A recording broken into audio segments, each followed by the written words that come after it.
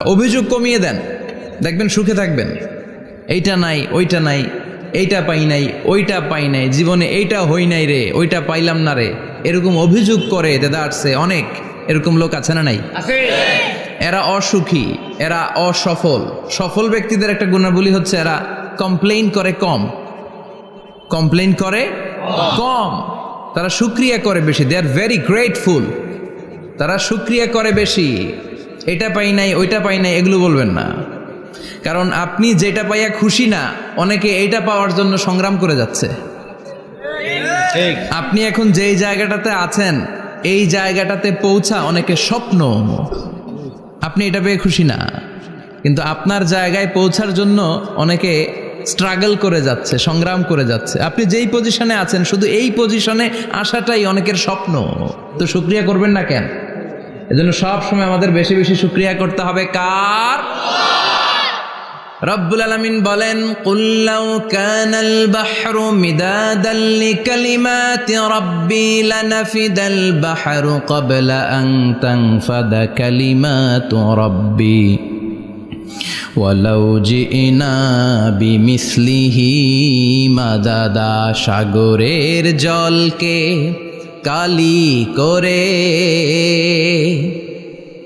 গাছের পাতাকে খাতা করে, তোমার মহিমা লেখা শেষ হবে না, যদিও লিখি প্রভু জীবন ভরে। সাগরের জলকে কালি করে, গাছের পাতাকে খাতা করে, তোমার মহিমা লেখা শেষ হবে না, যদিও লিখি প্রভু জীবন ভরে। সাগরের জলকে কালি করে, চিল্লায় বলেন ঠিক কিনা? সব সাগর মহাসাগরের জল যদি কালি হয়ে যায়, কি উপমা দিলেন আল্লাহ! সব সাগরের পানি যদি কালি হয়ে যায়, সব গাছের পাতাও যদি খাতা হয়ে যায়, আর সাগরের জল নামক কালি দিয়ে গাছের পাতা নামক খাতার উপরে যদি আমি আল্লাহর প্রশংসা তোমরা লিখতে শুরু করে দাও, সাগরের জল শেষ হয়ে যাবে, গাছের সব পাতাগুলো ফুরিয়ে যাবে, আমি আল্লাহর প্রশংসা করে শেষ করা যাবে না। সুবহানাল্লাহ বাড়িতে যায় বলবেন। সাগরের জল, চারটেখানে কথা। কয়টা সাগর দেখছেন আপনি? কয়টা সাগর ঘুরছেন? প্রশান্ত মহাসাগর দেখছেন আপনি? আটলান্টিক মহাসাগর দেখেছি আমরা? দেখি নাই। প্রশান্ত মহাসাগরের সবচেয়ে গভীর জায়গার নাম মারিয়ানা ট্রেঞ্চ। প্রায় 36,000 ফিট ওইটা ডেপথ, গভীরতা। কয় হাজার ফিট গভীর? আপনার বাড়ির যে পুকুর কয় হাত গভীর? হ্যাঁ, 36,000 ফিট। Can you imagine? কল্পনা করতে পারেন? 36,000 ফিট গভীর এটা মারিয়ানা ট্রেঞ্চ, প্রশান্ত মহাসাগর। আর এই পৃথিবীর সবচেয়ে উঁচু যে পাহাড়টা, এটার নাম মাউন্ট এভারেস্ট। এটার উচ্চতা প্রায় অ্যাপ্রক্সিমেটলি অ্যারাউন্ড 29,000 ফিট। পাহাড়, পৃথিবীর সবচেয়ে উঁচু পর্বত শৃঙ্গ মাউন্ট এভারেস্ট, 29,000 ফিট। আর পৃথিবীর সবচেয়ে গভীর সাগর, প্রশান্ত মহাসাগরের সবচেয়ে গভীর জায়গা মারিয়ানা ট্রেঞ্চ, ওইটা নাকি 36,000 ফিট। তাহলে ওই পাহাড়কে তুলে ধরে এনে প্রশান্ত মহাসাগরের সবচেয়ে গভীর জায়গা মারিয়ানা ট্রেঞ্চের উপর যদি ছেড়ে দেয়া হয়, পুরো পাহাড় ডুবে যাবে। সুবহানাল্লাহ নাই? পুরো পাহাড় ডুবে যাবে, উপরে পানি থেকে যাবে প্রায় 7,000 ফিট। আল্লাহু আকবার। এই পৃথিবীর দ্বিতীয় গভীরতম সাগরের নাম আটলান্টিক মহাসাগর। এ সাগরের সবচেয়ে গভীর জায়গার নাম হচ্ছে পুয়ের্তো রিকো। এই পুয়ের্তো রিকোর গভীরতা প্রায় 33,000 ফিট। কত? আর সবচেয়ে বড় পাহাড় 29,000 ফিট। তো এই সাগরেও যদি বড় পাহাড়টা, পৃথিবীর সবচেয়ে উঁচুতম পর্বত শৃঙ্গকে এনে ছেড়ে দেয়া হয়, পুরো পাহাড় পানিতে তলিয়ে তো যাবেই, এর উপরে আরো পানি থেকে যাবে 4,000 ফিট। সাগর, মহাসাগর, পানি বেশি না কম? জোরে বলেন। কি বিশাল আটলান্টিক মহাসাগর! লম্বায় তো অনেক বড়, আড়াআড়ি ভাবে এটারে ক্রস করে অনেক প্লেন, অনেক বিমান। আগে কনকর্ড ক্রস করতো হিথ্রো এয়ারপোর্ট থেকে জন এফ কেনেডি এয়ারপোর্টে ল্যান্ড করার জন্য। ঘন্টায় 1000 মাইল বেগে ছুটতো এই প্লেনগুলো। তারপরেও আড়াআড়ি ভাবে, লম্বায় না, আড়াআড়ি ভাবে আটলান্টিক মহাসাগরকে ক্রস করতে 3-4 ঘন্টা লেগে যেত। প্লেন যদি ঘন্টায় চলে 1000 মাইল বেগে, আর আটলান্টিক মহাসাগরের পাশ যেটা প্রশস্ত, এটা ক্রস করতে যদি 3 ঘন্টা লাগে, তাহলে পাশে কয় হাজার কিলোমিটার? 3000 কিলোমিটার। সুবহানাল্লাহ কইবেন না? এত বিশাল বিশাল সাগর। সাগর কি, মহাসাগর কি এই দুইটা, যে প্রশান্ত আর আটলান্টিক? না, ভারত মহাসাগর, উত্তর মহাসাগর, দক্ষিণ মহাসাগর, বঙ্গোপসাগর, কৃষ্ণ সাগর, ভূমধ্য সাগর, লোহিত সাগর, চায়না সাগর, শত শত সাগরে ভরপুর মহাবিশ্ব। এই সব সাগরের পানি যদি কালি হয়ে যায়, কি হয়ে যায়? আর পৃথিবীতে যত গাছ আছে সব গাছের পাতা যদি খাতা হয়ে যায়, গাছ কয়টা আছে কুমিল্লায়? হ্যাঁ, অভাব নাই। তো কুমিল্লাতেই যদি অভাব নাই, তাহলে আফ্রিকার জঙ্গলের কি অবস্থা? কি পরিমাণে গাছ, বৃক্ষরাজি আল্লাহ তৈরি করেছেন। এই সব গাছের পাতা যদি এরকম খাতা হয়ে যায়, আর এই সাগরের জল নামক কালি দিয়ে যদি এই খাতায় আল্লাহর জিকির লিখতে শুরু করেন, প্রশংসা লিখতে শুরু করেন, গাছের পাতাও শেষ, সাগরের পানিও শেষ, শেষ হবে না আল্লাহর জিকির আর প্রশংসা করেন। আল্লাহু আকবার। এজন্য সব সময় প্রশংসা করতে হবে একজন সত্তার, তিনি কে? সে আল্লাহ বললেন, হুয়াল আউয়ালু ওয়াল আখিরু ওয়াজ যাহিরু ওয়াল বাতিন ওয়া হুয়া বিকুল্লি শাইইন আলিম। আল্লাহ বললেন, আমার প্রশংসা করবি না কেন? আমি সবার প্রথমে, আমি সবার শেষে, আমি প্রকাশ্যে, আমি গোপনে। কার কথা? আল্লাহ। প্রথমে কে? আল্লাহ। জোরে বলেন, আল্লাহ। প্রথমে আল্লাহ আল্লাহ, শেষেও আল্লাহ আল্লাহ, আকাশে আল্লাহ আল্লাহ, জমিনে আল্লাহ আল্লাহ। পড়েন পড়েন, প্রথমে আল্লাহ আল্লাহ, শেষেও আল্লাহ আল্লাহ, আকাশে আল্লাহ আল্লাহ, জমিনে আল্লাহ আল্লাহ। আবার পড়েন, প্রথমে শেষেও আকাশে আল্লাহ আল্লাহ, জমিনে আল্লাহ আল্লাহ। নিখিল জাহান গাই গুণগান, তারে নামে গায় আমরাও গাহি তাআলা, হামদে বারি তাআলা, হামদে বারি তাআলা, হামদে বারি তাআলা। পড়েন আল্লাহু আকবার। তিনি প্রথম, তিনি শেষ, তিনি প্রকাশ্য, তিনি গোপন। এজন্য প্রশংসা চলবে একজনের। চিল্লায় বলেন, কে? আল্লাহ তোমার প্রশংসার জন্য আমরণ আমরা করতে পারি, তৌফিক দাও। জোরে পড়েন আমিন। সুলতানপুর নুরানিয়া হাফিজিয়া মাদ্রাসা ও এতিমখানার উদ্যোগে আজকের এই প্রোগ্রাম সভাপতিত্ব করছেন আলহাজ শামসুল হক সরকার, অবসরপ্রাপ্ত সরকারি কর্মকর্তা। আসছেন সভাপতি? অসুস্থ, আল্লাহ তুমি সুস্থ করো। আমার আগে কথা বলছিলেন হযরত মাওলানা ইয়াহিয়া মাহমুদ দামাত বারাকাতুহ, প্রতিষ্ঠাতা প্রিন্সিপাল শাইখুল হাদিস জামিয়া দারুল উলুম রামপুরা ঢাকা। সুন্দর বয়ান করছিলেন, আমি খাচ্ছিলাম আর শুনছিলাম। প্রামাণ্য বর্ণনা করছিলেন কিভাবে কিয়ামত হবে, কিভাবে আমরা উঠব হুফাতান ওরাতান মুশাতান গোরলা, উলঙ্গ, নেকেড। সেদিন আমাদের গায়ে জামা থাকবে? জ্যাকেট থাকবে খালি। কি থাকবে? কিছু থাকবে, জামা থাকবে না, পায়ে জুতা থাকবে না, পেটে খাবার থাকবে না, খালি থাকবে চিৎকার। সেদিন থাকবে কি? মনে হয় কথাগুলো প্রতিদিন এগুলো রিমাইন্ডার দিবেন নিজেকে, যে ওই দিনটার মুখোমুখি আমি হতে যাচ্ছি। আমি কি তৈরি করেছি আখিরাতে নাজাতের জন্য। প্রতিদিন ভাবতে হবে যে দাদা চলে গেল, বাবা চলে গেল, আমিও ওই একই পথের যাত্রী। দ্য ডেস্টিনেশন ইজ সেম, গন্তব্য এক, কেউ আগে কেউ পরে। এটাই ওয়াজ, এটাই দামি ওয়াজ। এটা মনে রাখলেই মানুষ আর চুরি করতে পারে না, মিথ্যা বলতে পারে না, ইফটিজিং করতে পারে না, পরকিয়া করতে পারে না, মতের বিরুদ্ধে গেলে তারে রামদা দিয়ে কোপাইতে পারে না। চিল্লা এখন ঠিক কিনা? এটাই হচ্ছে ইসলাম। আখিরাতের স্মরণ, যিকরাদ্দার, চলে যেতে হবে। ছোট্ট আছি, বড় হব। এই যে দাড়ি পাকা মুরব্বীরা যারা আছেন, ওনার মায়ের পেট থেকে তো এরকম সাদা দাড়ি নিয়ে বেরিয়েছিল না? ছোট্ট বাচ্চা হয়ে এসেছিল, ওনারা ওয়া ওয়া করে কেঁদেছে। শৈশব, কৈশোর, যৌবন, প্রৌঢ়ত্ব, বার্ধক্য, বয়সের ভার, চুল আর দাড়ির শুভ্রতা। আগে ছিল সিঙ্গেল, হয়েছে ডবল, এরপর হয়েছে মেয়ের বাপ, এরপরে শ্বশুর, এরপরে নানা। This is the circle of life. এটাই সার্কেল, রাউন্ড, এভাবে ঘুরে আবার চলে যেতে হবে। এই চিন্তাটা যদি মাথায় থাকে, ওই লোক টেন্ডারবাজি করতে পারে?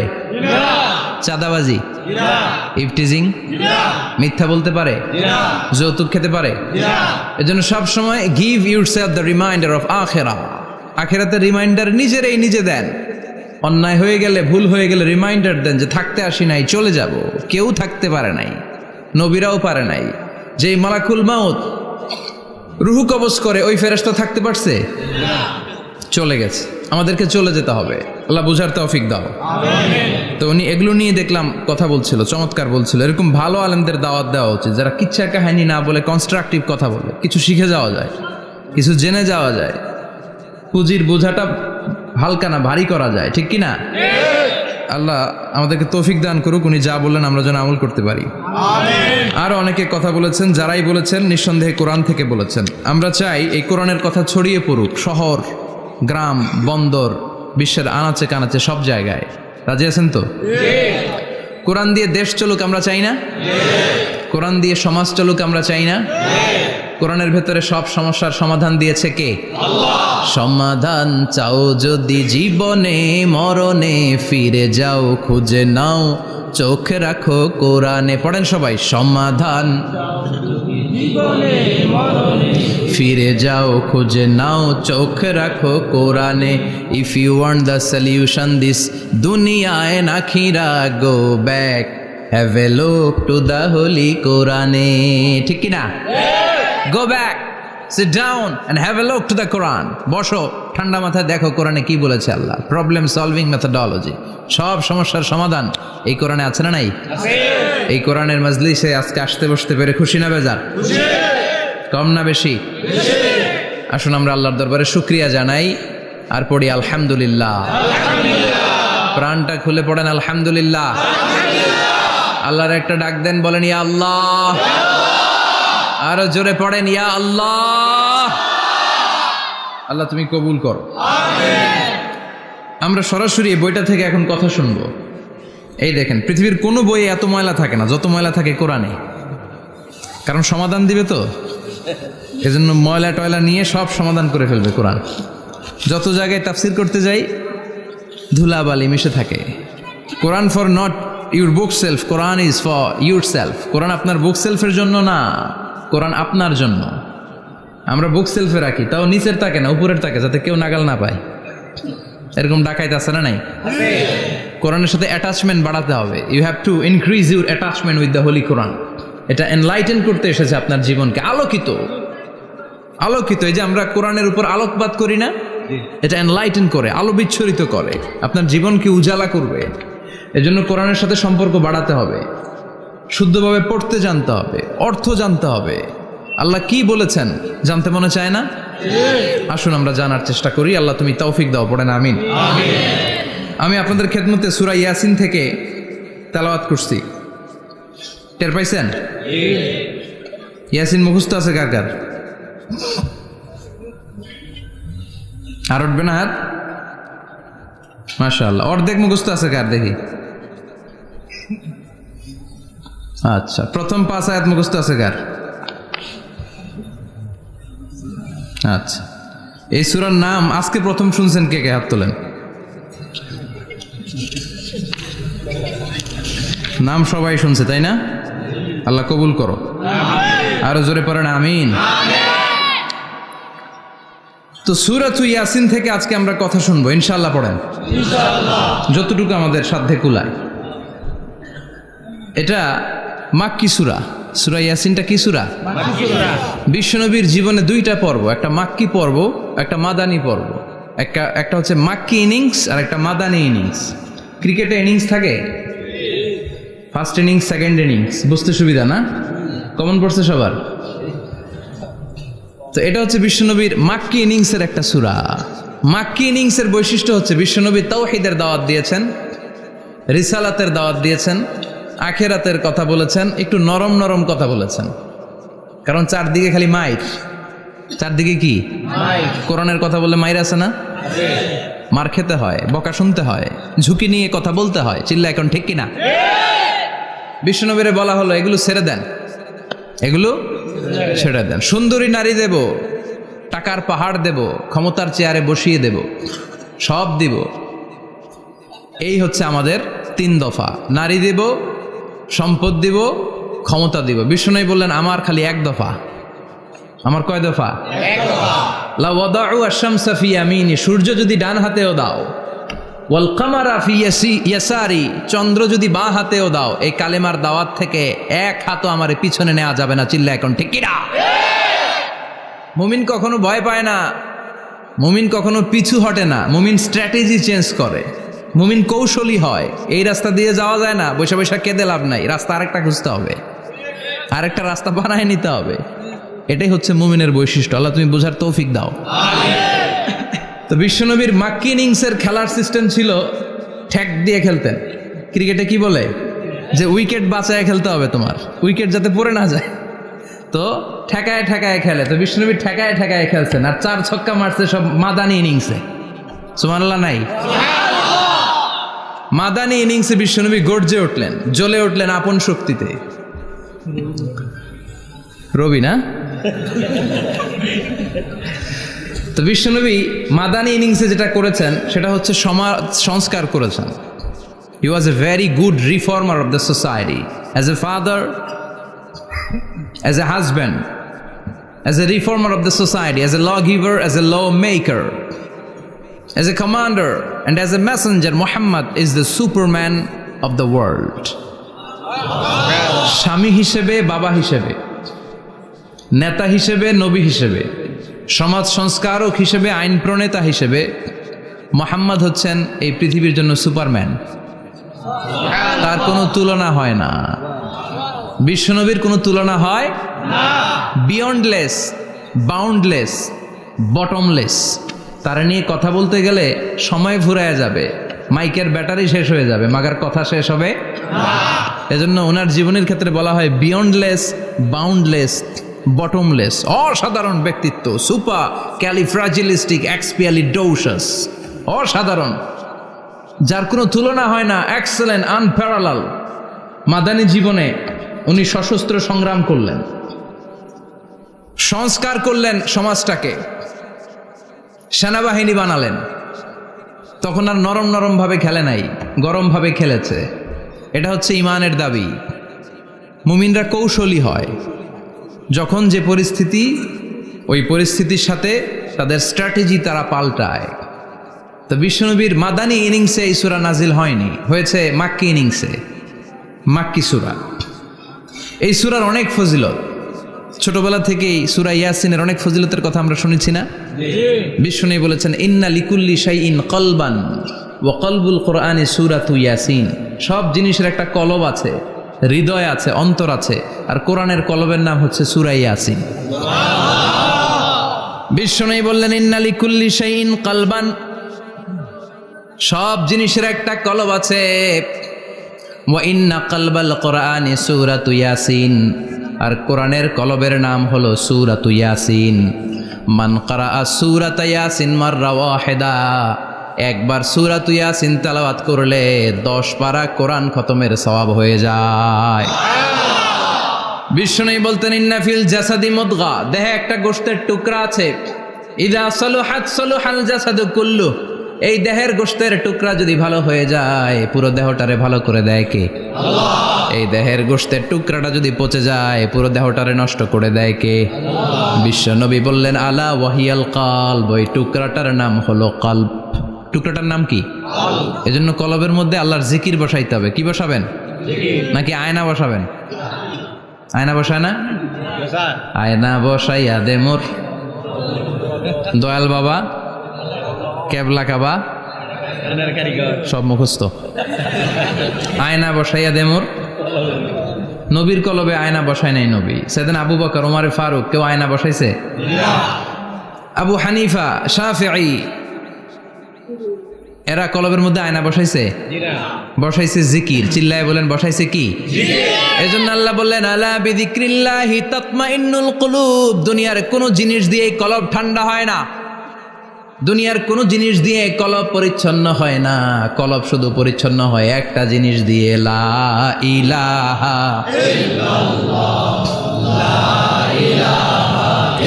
লা ইলাহা ইল্লাল্লাহু মুহাম্মাদুর রাসূলুল্লাহ সাল্লাল্লাহু আলাইহি ওয়াসাল্লাম। তাহলে কোরআনের একটা কলব আছে, আমাদের দেহে যেমনি কলব আছে, প্রতিটা প্রাণীর যেমনি কলব আছে, অন্তর আছে, কোরআনেরও কলব আছে না নাই? কোরআনের কলবের নাম চিল্লায় বলেন, কোরআনের কলবের নাম। আবার বিশ্বনবী বলতেন, ইকরাউ আলা মাউতাকুম সূরাত ইয়াসিন, তোমাদের মুমূর্ষ ব্যক্তিদের সামনে বসে সূরাত ইয়াসিন তেলাওয়াত করো। রূহ চলে যাবে, মৃত্যুর একেবারে দ্বার প্রান্তে দাঁড়িয়ে এই মুহূর্তে তার পাশে বসে পড়তে আরম্ভ করেন, ইয়াসিন ওয়াল কুরআনিল হাকীম ইন্নাকা লামিনাল মুরসালিনা আলা সিরাতিম মুস্তাকিম। ওই ব্যক্তির ঈমানের মৃত্যু দান করে দিবে কে? আল্লাহ। মৃত্যুর কষ্ট হালকা করে দিবে কে? আল্লাহ। আবার বিশ্বনবী বলতেন, রাত্রিবেলা যে ব্যক্তি একবার সূরাত ইয়াসিন তেলাওয়াত করে ঘুমাতে যায়, সকালবেলা নিষ্পাপ অবস্থায় তারে ঘুম থেকে জাগাবে কে? আল্লাহ। তাহলে এই সূরার মর্যাদা কম কম না বেশি বেশি? কলবুল কোরআন, এটা কোরআনের কলব, একবার পড়লে 10 পড়ার সওয়াব। আবার মুমূর্ষ ব্যক্তির সামনে বসে সূরা ইয়াসিন তেলাওয়াত করতে বলা হয়েছে, তাহলে মৃত্যুর কষ্টরে হালকা করে দেয় কে? আল্লাহ। আবার রাত্রিবেলা সূরা ইয়াসিন তেলাওয়াত করলে সকালবেলায় নিষ্পাপ বানায় দেয় কে? আল্লাহ। মনে থাকবে?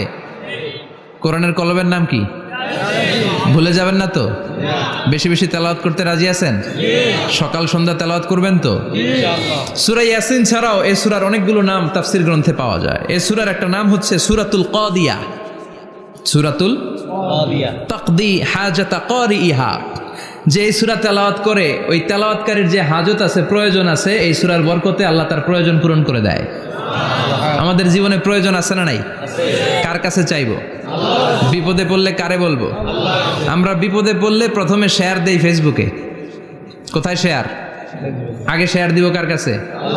মনে থাকবে? বিপদে পড়লে ফেসবুকে শেয়ার দিব না, বন্ধুরে শেয়ার করব না, বউয়ের কাছেও পরে শেয়ার করব, আগে শেয়ার করব কার কাছে? মনে থাকবে? এজন্য বিশ্বনবী বলতেন, এই সূরার নাম সূরাতুল কাদিয়া, মানুষের হাজত পূরণ করে দেয়। এই সূরা তেলাওয়াত করে যদি আপনি আল্লাহর কাছে কোনো বিপদ থেকে পানা চান অথবা কোনো প্রয়োজন নিয়ে দোয়া করেন, সূরার বরকতে প্রয়োজনটা পূর্ণ করে দেয় কে? আল্লাহ। কেউ যেটা পারে না পারে কে? আল্লাহ। কেউ যেটা দেয় না দেয় কে? আল্লাহ। কেউ যেটা শোনে না শোনে কে? আল্লাহ। তাহলে পেলাম সূরাতুল কাদিয়া। আরেকটা নাম আছে সূরার, সেটা হচ্ছে সূরাতুল আযীমা, সুমহান সূরা। কি সূরা? সুমহান, আযীমা। এই আযীম আর আযীমা এই শব্দ দুইটা অনেক দামি, আল্লাহ যে কোনো জায়গায় ব্যবহার করেন নাই। বিশ্বনবীর চরিত্রের উপমা দিতে যে আল্লাহ আযীম শব্দ বলেছেন, তাই না? রব্বুল আলামিন বলেন, ওয়া ইন্নাকা লাআলা খুলুকিন আযীম। ও নবী, সাধারণ কোন চরিত্র আপনারে আমি দেই নাই, আপনারে আমি দিয়েছি আযীম একটা চরিত্র, খুলুকুন আযীম। And verily indeed you are on a very good standard of character. অসাধারণ চরিত্র দিয়েছে। বিশ্বনবীর চরিত্র বুঝাতে যে আল্লাহ কি শব্দ ব্যবহার করেছেন? কথা বলে না, তাফসীর শিখে যেতে হবে। কোন শব্দ ব্যবহার করেছেন? আযীম।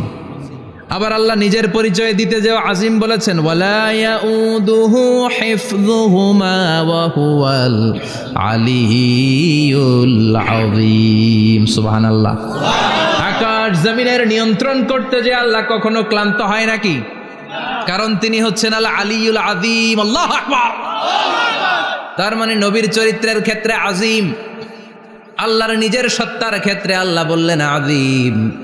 আবার বললেন কিয়ামতের দিন গোটা পৃথিবীটারে আমি নাড়িয়ে দেব, গোটা পৃথিবীতে একটা আমি ভূমিকম্প দিব। এই কথাও কোরআনে আছে না নাই? ইযা জুলজিলাতিল আরদু জিলজালাহা আল কারিয়াতু মাল কারিয়া। পুরো পৃথিবী কাঁপিয়ে দিব। এই কাঁপাকাঁপিটা ওই দিনের ভূমিকম্পটা কি অন্যান্য সময়ের ভূমিকম্পের মতো হবে? এই ভূমিকম্পকে আল্লাহ বলেছেন আযীম। ইন্না জালজালাতাস সাআতি লা শাইউন আযীম। সেদিনের ভূমিকম্প সাধারণ কোনো আর্থকোয়েক নয়, সাধারণ ভাইব্রেশন না, এটা আযীম।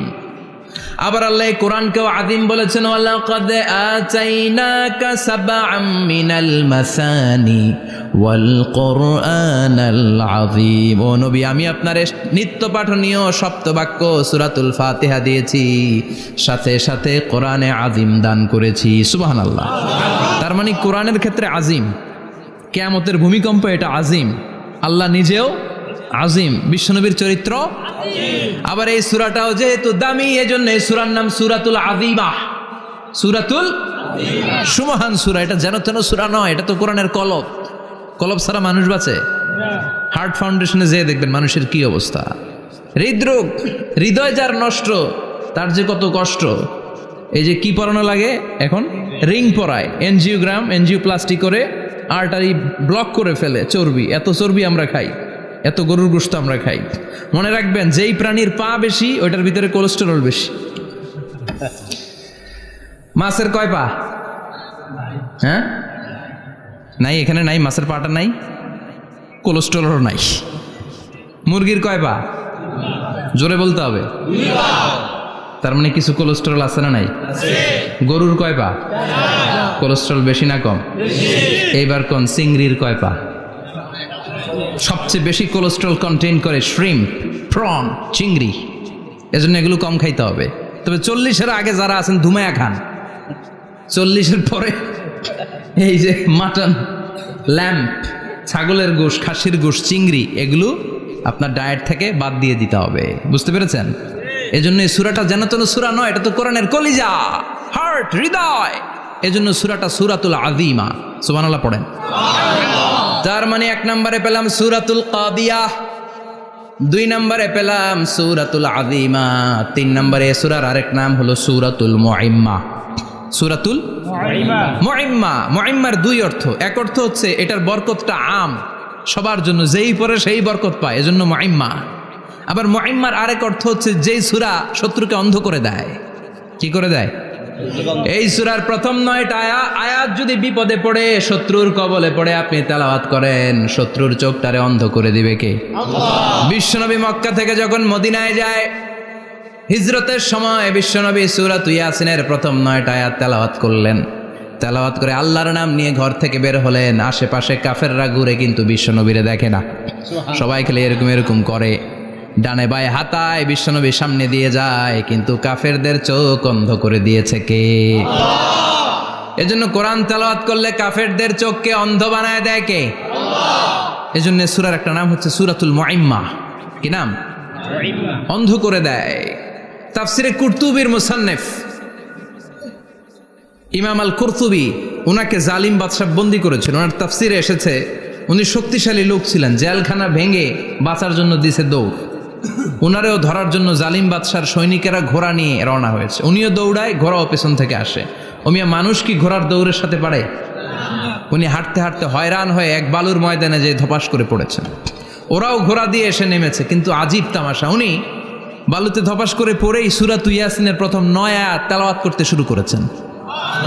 ওরা নিচে নেমে ডানে বায়ে সামনে পিছনে খালি খুঁজে, কিন্তু দেখে না, সামনে কিন্তু বসা। ওদের চোখটার অন্ধ করে দিছে কে? আল্লাহ। বিশ্বাস হয়? ঈমান হয়? এজন্য বিপদে পড়লে সূরাতুল ইয়াসিনের প্রথম 9 আয়াত পড়তে রাজি আছেন? আল্লাহ তুমি তৌফিক দাও। আরো জোরে পড়েন আমিন। এজন্য আল্লাহ চমৎকার ভাবে এই সূরাটা শুরু করে দিলেন। 2টা কাটা অক্ষর দিয়ে আল্লাহ বললেন ইয়াসিন ওয়াল কুরআনিল হাকীম ইন্নাকা লামিনাল মুরসালিন আলা সিরাতিম মুস্তাকিম। পড়েন সুবহানাল্লাহ। ইয়াসিন। সূরাটা শুরু করলেন কি দিয়ে? ইয়াসিন। এটা কি কোনো বাক্য? এটা কি কোনো শব্দ? এটা কি অক্ষর? 2টা। প্রথম অক্ষরের নাম, দ্বিতীয়টা আওয়াজ করে বলেন, প্রথম অক্ষরটার নাম, দ্বিতীয়টা। খুব চমৎকার না? বাক্য দিয়ে এই সূরাটা শুরু করে নাই। যেমন ইযা জুলজিলাতিল আরদু জিলজালাহা, এই সূরার প্রথম আয়াত, এটা একটা বাক্য না? জি। আচ্ছা। ওয়াদ-দুহা ওয়াল-লাইলি ইযা সাজা, বাক্য না? জি। কিন্তু ইয়াসিন, এটা কি কোনো বাক্য? না। এটা কি কোনো শব্দ? না, এটা কাটা 2টা অক্ষর। সুবহানাল্লাহ পড়েন। আল্লাহ 114টা সূরার প্রায় 29টা সূরা এরকম কাটা কাটা অক্ষর দিয়ে শুরু করেছেন। সুবহানাল্লাহ নাই? এই 29টা সূরা কখন আল্লাহ একটা অক্ষর দিয়ে শুরু করেছেন? কখনো 2টা অক্ষর দিয়ে, কখনো 3টা দিয়ে, কখনো 4টা দিয়ে, কখনো 5টা দিয়ে। একটা অক্ষর দিয়ে আল্লাহ কোরআনের সূরা শুরু করেছেন, এরকম একটা সূরা বলেন। নুন ওয়াল কলামি ওয়া মা ইয়াসতুরুন। নুন, নুন দিয়ে সূরা শুরু হয়ে গেছে। তারপরে কফ, এক অক্ষর দিয়ে সূরা শুরু হয়ে গেছে। সুবহানাল্লাহ পড়েন। সুবহানাল্লাহ। এবার বলেন 2 অক্ষর দিয়ে সূরা শুরু হয়েছে, এরকম সূরা বলেন। আমিন। এত দূরে যান কেন? এটা আছে না নাই? আছে, ইয়াসিন। ইয়াসিন, সুবহানাল্লাহ পড়েন। ইয়াসিন 2 অক্ষর দিয়ে। তারপরে হামিম। এবার 3 অক্ষর দিয়ে আল্লাহ সূরা শুরু করছেন, এরকম আলিফ লাম মিম তা সিন মিম। আল্লাহু আকবার। আবার 4টা অক্ষর দিয়ে সূরা শুরু হয়েছে, এরকম আছে না নাই? আবে সব কোন? আলিফ লাম মিম র, আলিফ লাম মিম সদ, আছে না নাই? আবার 5টা কাটা অক্ষর দিয়ে সূরা শুরু হয়েছে, এরকম সূরাও আছে না নাই? সূরা মারিয়ামের শুরুতে কি আছে? কাফ হা ইয়া আইন সাদ। সুবহানাল্লাহ পড়েন। এরকম প্রায় 29টা সূরা আল্লাহ কাটা কাটা অক্ষর দিয়ে শুরু করেছেন, কোনো বাক্য দিয়ে নয়, কোনো শব্দ দিয়ে নয়। কি দিয়ে? হারফ দিয়ে। হারফ, এই হারফগুলোরে বলে হুরুফ আত-তাহাজ্জি বা হুরুফ আল মুকাত্তাআত, কাটা কাটা অক্ষর। মনে রাখবেন কোরআনের আয়াতগুলো 2 ভাগে বিভক্ত, একটা মুহকাম, একটা মুতাশাবিহ। মুহকাম মানে যেগুলোর অর্থ আমরা জানি, যেগুলোর ব্যাখ্যা আমরা জানি, যেটার ইন্টারপ্রিটেশন, এক্সপ্লেনেশন আমাদের জানা আছে। আর মুতাশাবিহ আমরা অর্থ জানি না, আমরা ব্যাখ্যা জানি না, এটা দিয়ে আসলে কি বুঝাইছে আমরা কেউ জানে না। জানে একজন, চিল্লায় বলেন তিনি কে?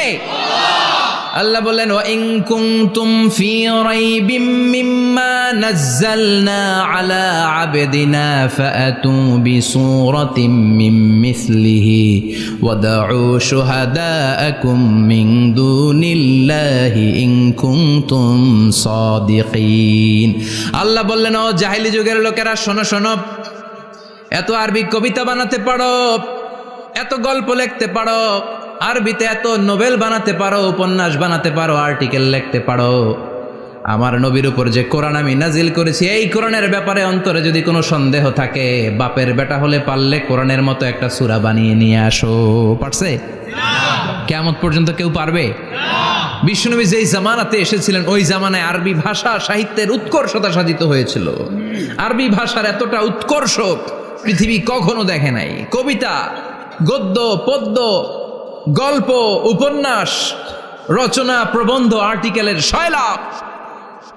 এই ভাষা সাহিত্যিকদের চোখে আঙ্গুল দিয়ে আল্লাহ বুঝাতে চাইলেন, এত অর্থ করতে পারো, এত ব্যাখ্যা জানো, এত বড় বড় বুলিয়া ওড়াও, এত কিছু তুমি জানো, তাহলে বলো ইয়াসিন অর্থ কি? সুবহানাল্লাহ কইবেন না? তাইলে বল, নুন অর্থ কি? কফ মানে কি? আলিফ লাম রা মানে কি? ফাবুহিতাল্লাযী কাফার। কেউ জানে না, কেউ উত্তর দিতে পারে না। কোন সুবহানাল্লাহ। এটা কোরআনের মুজিজা, এটার অর্থ কেউ জানে না। আর এগুলোর অর্থ নিয়ে খোঁচাখুচি করাও ঠিক না। তবে মুফাসসিরিনে ইকরাম এগুলোর কিছু অর্থ সম্ভাব্য বলার চেষ্টা করেছেন। যেমন ইয়াসিনের অর্থ ইবনে আব্বাস বলেছেন, এর অর্থ হতে পারে ইয়া ইনসান, হে মানুষ। সুবহানাল্লাহ পড়েন। কেউ কেউ বলেছে এটার অর্থ হতে পারে ইয়া সাইয়্যিদ আল মুরসালিন। কেউ কেউ বলেছেন ইয়াসিন হতে পারে ইসমুল্লাহ, আল্লাহর নাম। কেউ বলেছেন এটা হতে পারে ইসমুন লিন নবী, বিশ্ব নবীর নাম। আবার কেউ কেউ বলেছেন ইয়াসিন হতে পারে এই কোরআনে কারিমের একটা নাম। কোন সুবহানাল্লাহ। এই সম্ভাব্য সব কথাগুলো বলে পৃথিবীর সব মুফাসসিররা বলতে বাধ্য হয়েছেন আল্লাহু আ'লামু বিমুরাদিহি বিহি। এটার দ্বারা আসল অর্থ যে কি, এটা আমরা কেউ জানি না। জানে কে? আল্লাহ। চিৎকার করে বলতে হবে, জানে কে? আল্লাহ। তাহলে ইয়াসিন মানে আমরা জানি না। ইয়াসিনের অর্থ আমরা ছেড়ে দেব কার উপর? আল্লাহ। এরপর আল্লাহ বললেন ওয়াল কুরআনিল হাকীম, প্রজ্ঞাময়, বিজ্ঞানময় কোরআনের শপথ।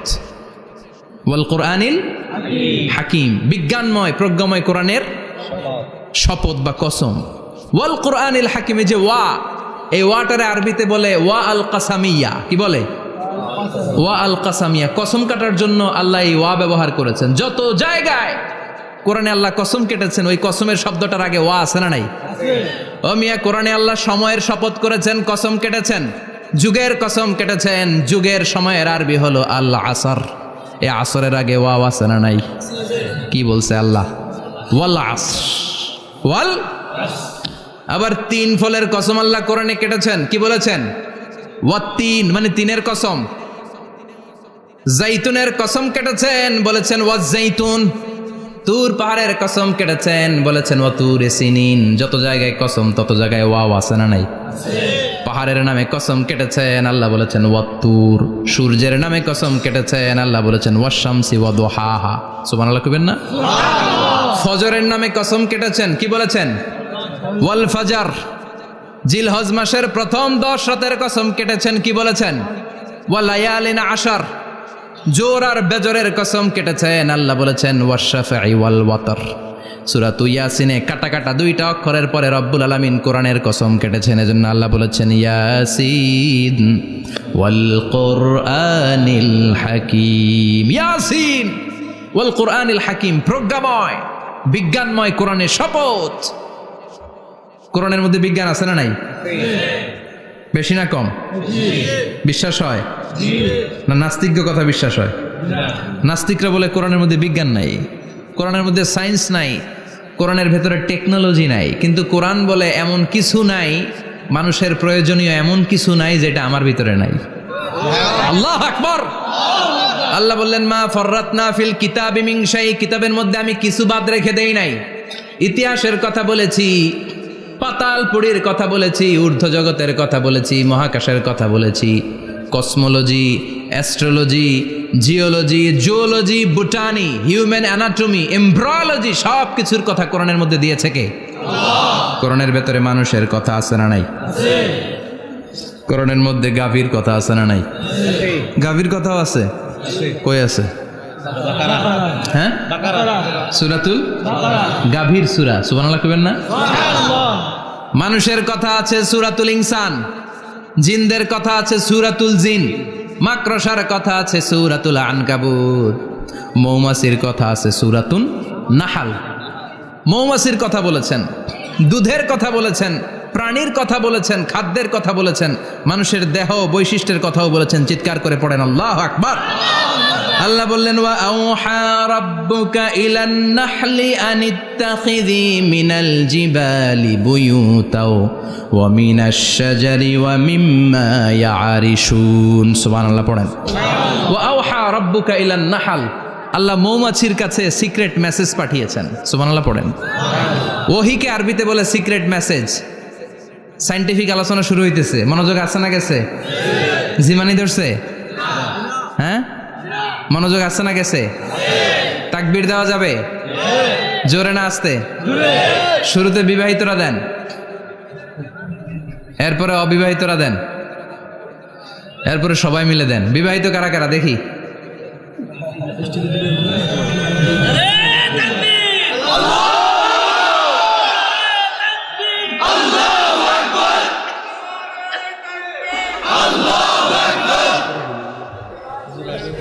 বিবাহিতরা অবিবাহিতরা দিবেন না? শুরুতে বিবাহিতরা দেন, তারপরে অবিবাহিতরা দেন, তারপরে সবাই মিলে দেন। বিবাহিতরা রেডি? দেখবো কাদের গলায় জোর বেশি। দেখি দেখি, বিবাহিতরা দেন। লিল্লাহি তাকবীর। মাশাআল্লাহ। এবার অবিবাহিতরা রেডি? আওয়াজ নাই, হেরে যাবে আজকে, হেরে যাবে। রেডি? তাকবীর দাও। লিল্লাহি তাকবীর।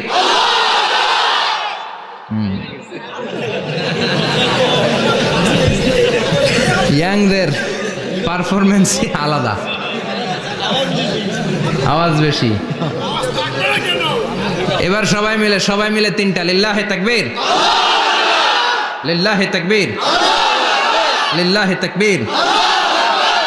আল্লাহ মৌমাছিকে ওহী করেছেন। কি করেছে দেখেন। ওয়াল কুরআনিল হাকিম, আল্লাহ যে বললেন শেষ হবে না এই কথা। ওয়াল কুরআনিল হাকিম, বিজ্ঞানময় কোরআনের শপথ, প্রজ্ঞাময় কোরআনের শপথ। বিশ্বনবী বলেন লা তুহসা আজাইবুহু, কোরআনের আশ্চর্যান্বিতার কোনো শেষ নাই। ওয়ালা তাবলা গারাইবুহু, কোরআন কোনোদিন কারো কাছে পুরাতন মনে হয় না। ফিহি মাসাবিহুল হুদা, কোরআনের মধ্যে আছে হেদায়েতের মশাল। ওয়া মানারুল হিকমা, কোরআন হলো বিজ্ঞানের সুউচ্চ মিনার। লা তুহসা আজাইবুহু, কোরআনের আশ্চর্যান্বিতার শেষ নাই। যতই পড়বেন আপনি আশ্চর্য হয়ে যাবেন, যতই স্টাডি করবেন, যতই অধ্যয়ন করবেন, আপনার চোখকে খুলে দিবে কে? আল্লাহ। ওয়ালা তাবলা গারাইবুহু, কোরআন কখনো পুরাতন হয় না। পুরান হয় নাকি? যার বয়স 50 50 বছর ধরে নামাজি মানুষ, প্রতি নামাজের প্রত্যেক রাকাতে কোন সূরা পড়া লাগে? তো 50 বছর যদি কেউ নামাজি হয় তাহলে কত লক্ষবার উনি সূরা ফাতিহা পড়ছে উনি নিজে জানে? তারপরেও কোনোদিন কি মনে হয়েছে সূরা ফাতিহাটা একটু পুরান পুরান লাগে? আজকে কুল হল্লা দিয়ে শুরু করুন, কথা বলেন, পুরান লাগছে কোনোদিন? এত পড়ছি এটা, আজকে আর এটা না, আজকে আর একটা, এরকম মনে হয়? বলা চাপলা গরাইবহু, পুরান লাগে না, প্রতিদিন নতুন, প্রতিনিয়তই নতুন, অলওয়েজ নিউ, সব সময় নতুন। এজন্য বিশ্বনবী বললেন লা তুহসা আজাইবুহু, কোরআনের আশ্চর্যান্বিতার শেষ নাই। ওয়ালা তাবলা গরাইবুহু, কোরআন কখনো পুরাতন হয় না। ফিহি মাসাবিহুল হুদা, কোরআনের মধ্যে আছে হেদায়েতের মশাল। ওয়া মানারুল হিকমা, কোরআন হলো বিজ্ঞানের সুউচ্চ মিনার। সুবহানাল্লাহ।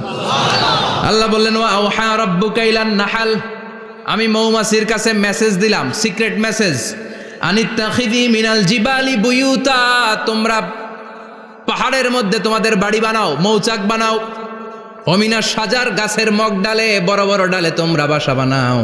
ওয়ামিম্মা ইয়ারিশুন, উঁচু উঁচু জায়গায় মৌচাক বানাও, যাতে করে গ্রামের ছোট্ট ছেলেরা ঢিল মারতে না পারে। কোন সুবহানাল্লাহ। মৌমাছির আল্লাহ শিখাই দিছে। নিচু জায়গায় কোনোদিন মৌমাছির বাসা দেখবেন? নিচু জায়গায় সহজে নাগাল পাওয়া যায়, ধরা যায়, কথা কন। ডাল বেয়ে মগ ডালে ওঠা লাগে মধু খাইতে চাইলে। চিল্লায় বলেন ঠিক কিনা? আল্লাহ সিক্রেট মেসেজ দিলেন আর বললেন আনিত্তাখিযি। আলেম যারা আছেন বলেন তো, ইত্তাখিযি এটা কি মুজাক্কারের সিগা না মুয়ান্নাসের সিগা? কথা কইতে হবে, কেউ নাই এটার উত্তর দেওয়ার মতো। মুয়ান্নাস, মাশাআল্লাহ, এটা স্ত্রীবাচক শব্দ। আল্লাহ মৌমাছিকে যে মেসেজ করছে পুরুষ মৌমাছিরে কয় নাই, এটা নারী মৌমাছিরে কইছে। চিল্লা এখন সুবহানাল্লাহ। এখন গবেষণা করে দেখা গিয়েছে, কার্ল ভন ফ্রিচ একজন অস্ট্রিয়ান বিজ্ঞানী, উনি এটা নিয়ে গবেষণা করে 73 সালে 1973-তে নোবেল পেয়ে গেছে। এই আয়াতের উপর গবেষণা করে আল্লাহ কেমন করে সিক্রেট মেসেজ দিয়েছেন, কেমন করে মৌমাছি মৌচাকের বাসা বাঁধে, কেমন করে মধু আহরিত হয়, এটার উপর গবেষণা করে উনি একটা বই লিখেছেন, দ্য ডান্সিং বিজ। নেচে যাওয়া মৌমাছিগুলো, নাচতে নাচতে যেতে থাকা মৌমাছিগুলোর উপর একটা বই লিখে, দ্য ডান্সিং বিজ লিখে উনি নোবেল প্রাইজ পেয়েছেন এই মধুর উপরে। চিল্লায় পড়েন আল্লাহু আকবার।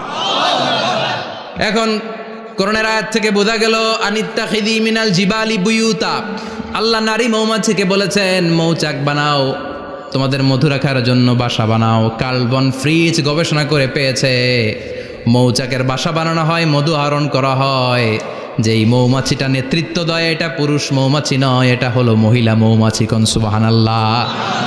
পুরো মৌচাকের মধ্যে মধু আহরণ, মধু নেওয়া, পুরো প্রসিডিউরটা সারার জন্য কোনো পুরুষ মৌমাছি লিডিং দেয় না, লিডিং দেয় একটা নারী মৌমাছি, স্ত্রী মৌমাছি। এজন্য ইত্তাখিয, ম্যাসকুলিন জেন্ডার ইউজ না করে আল্লাহ বলেছেন ইত্তাখিযি। নারী মৌমাছিকে আল্লাহ অ্যাড্রেস করে বলেছেন যাও মৌচাক বানাও আর এটার মধ্যে মধু আহরণ করো। চিল্লায় পড়েন আল্লাহু আকবার।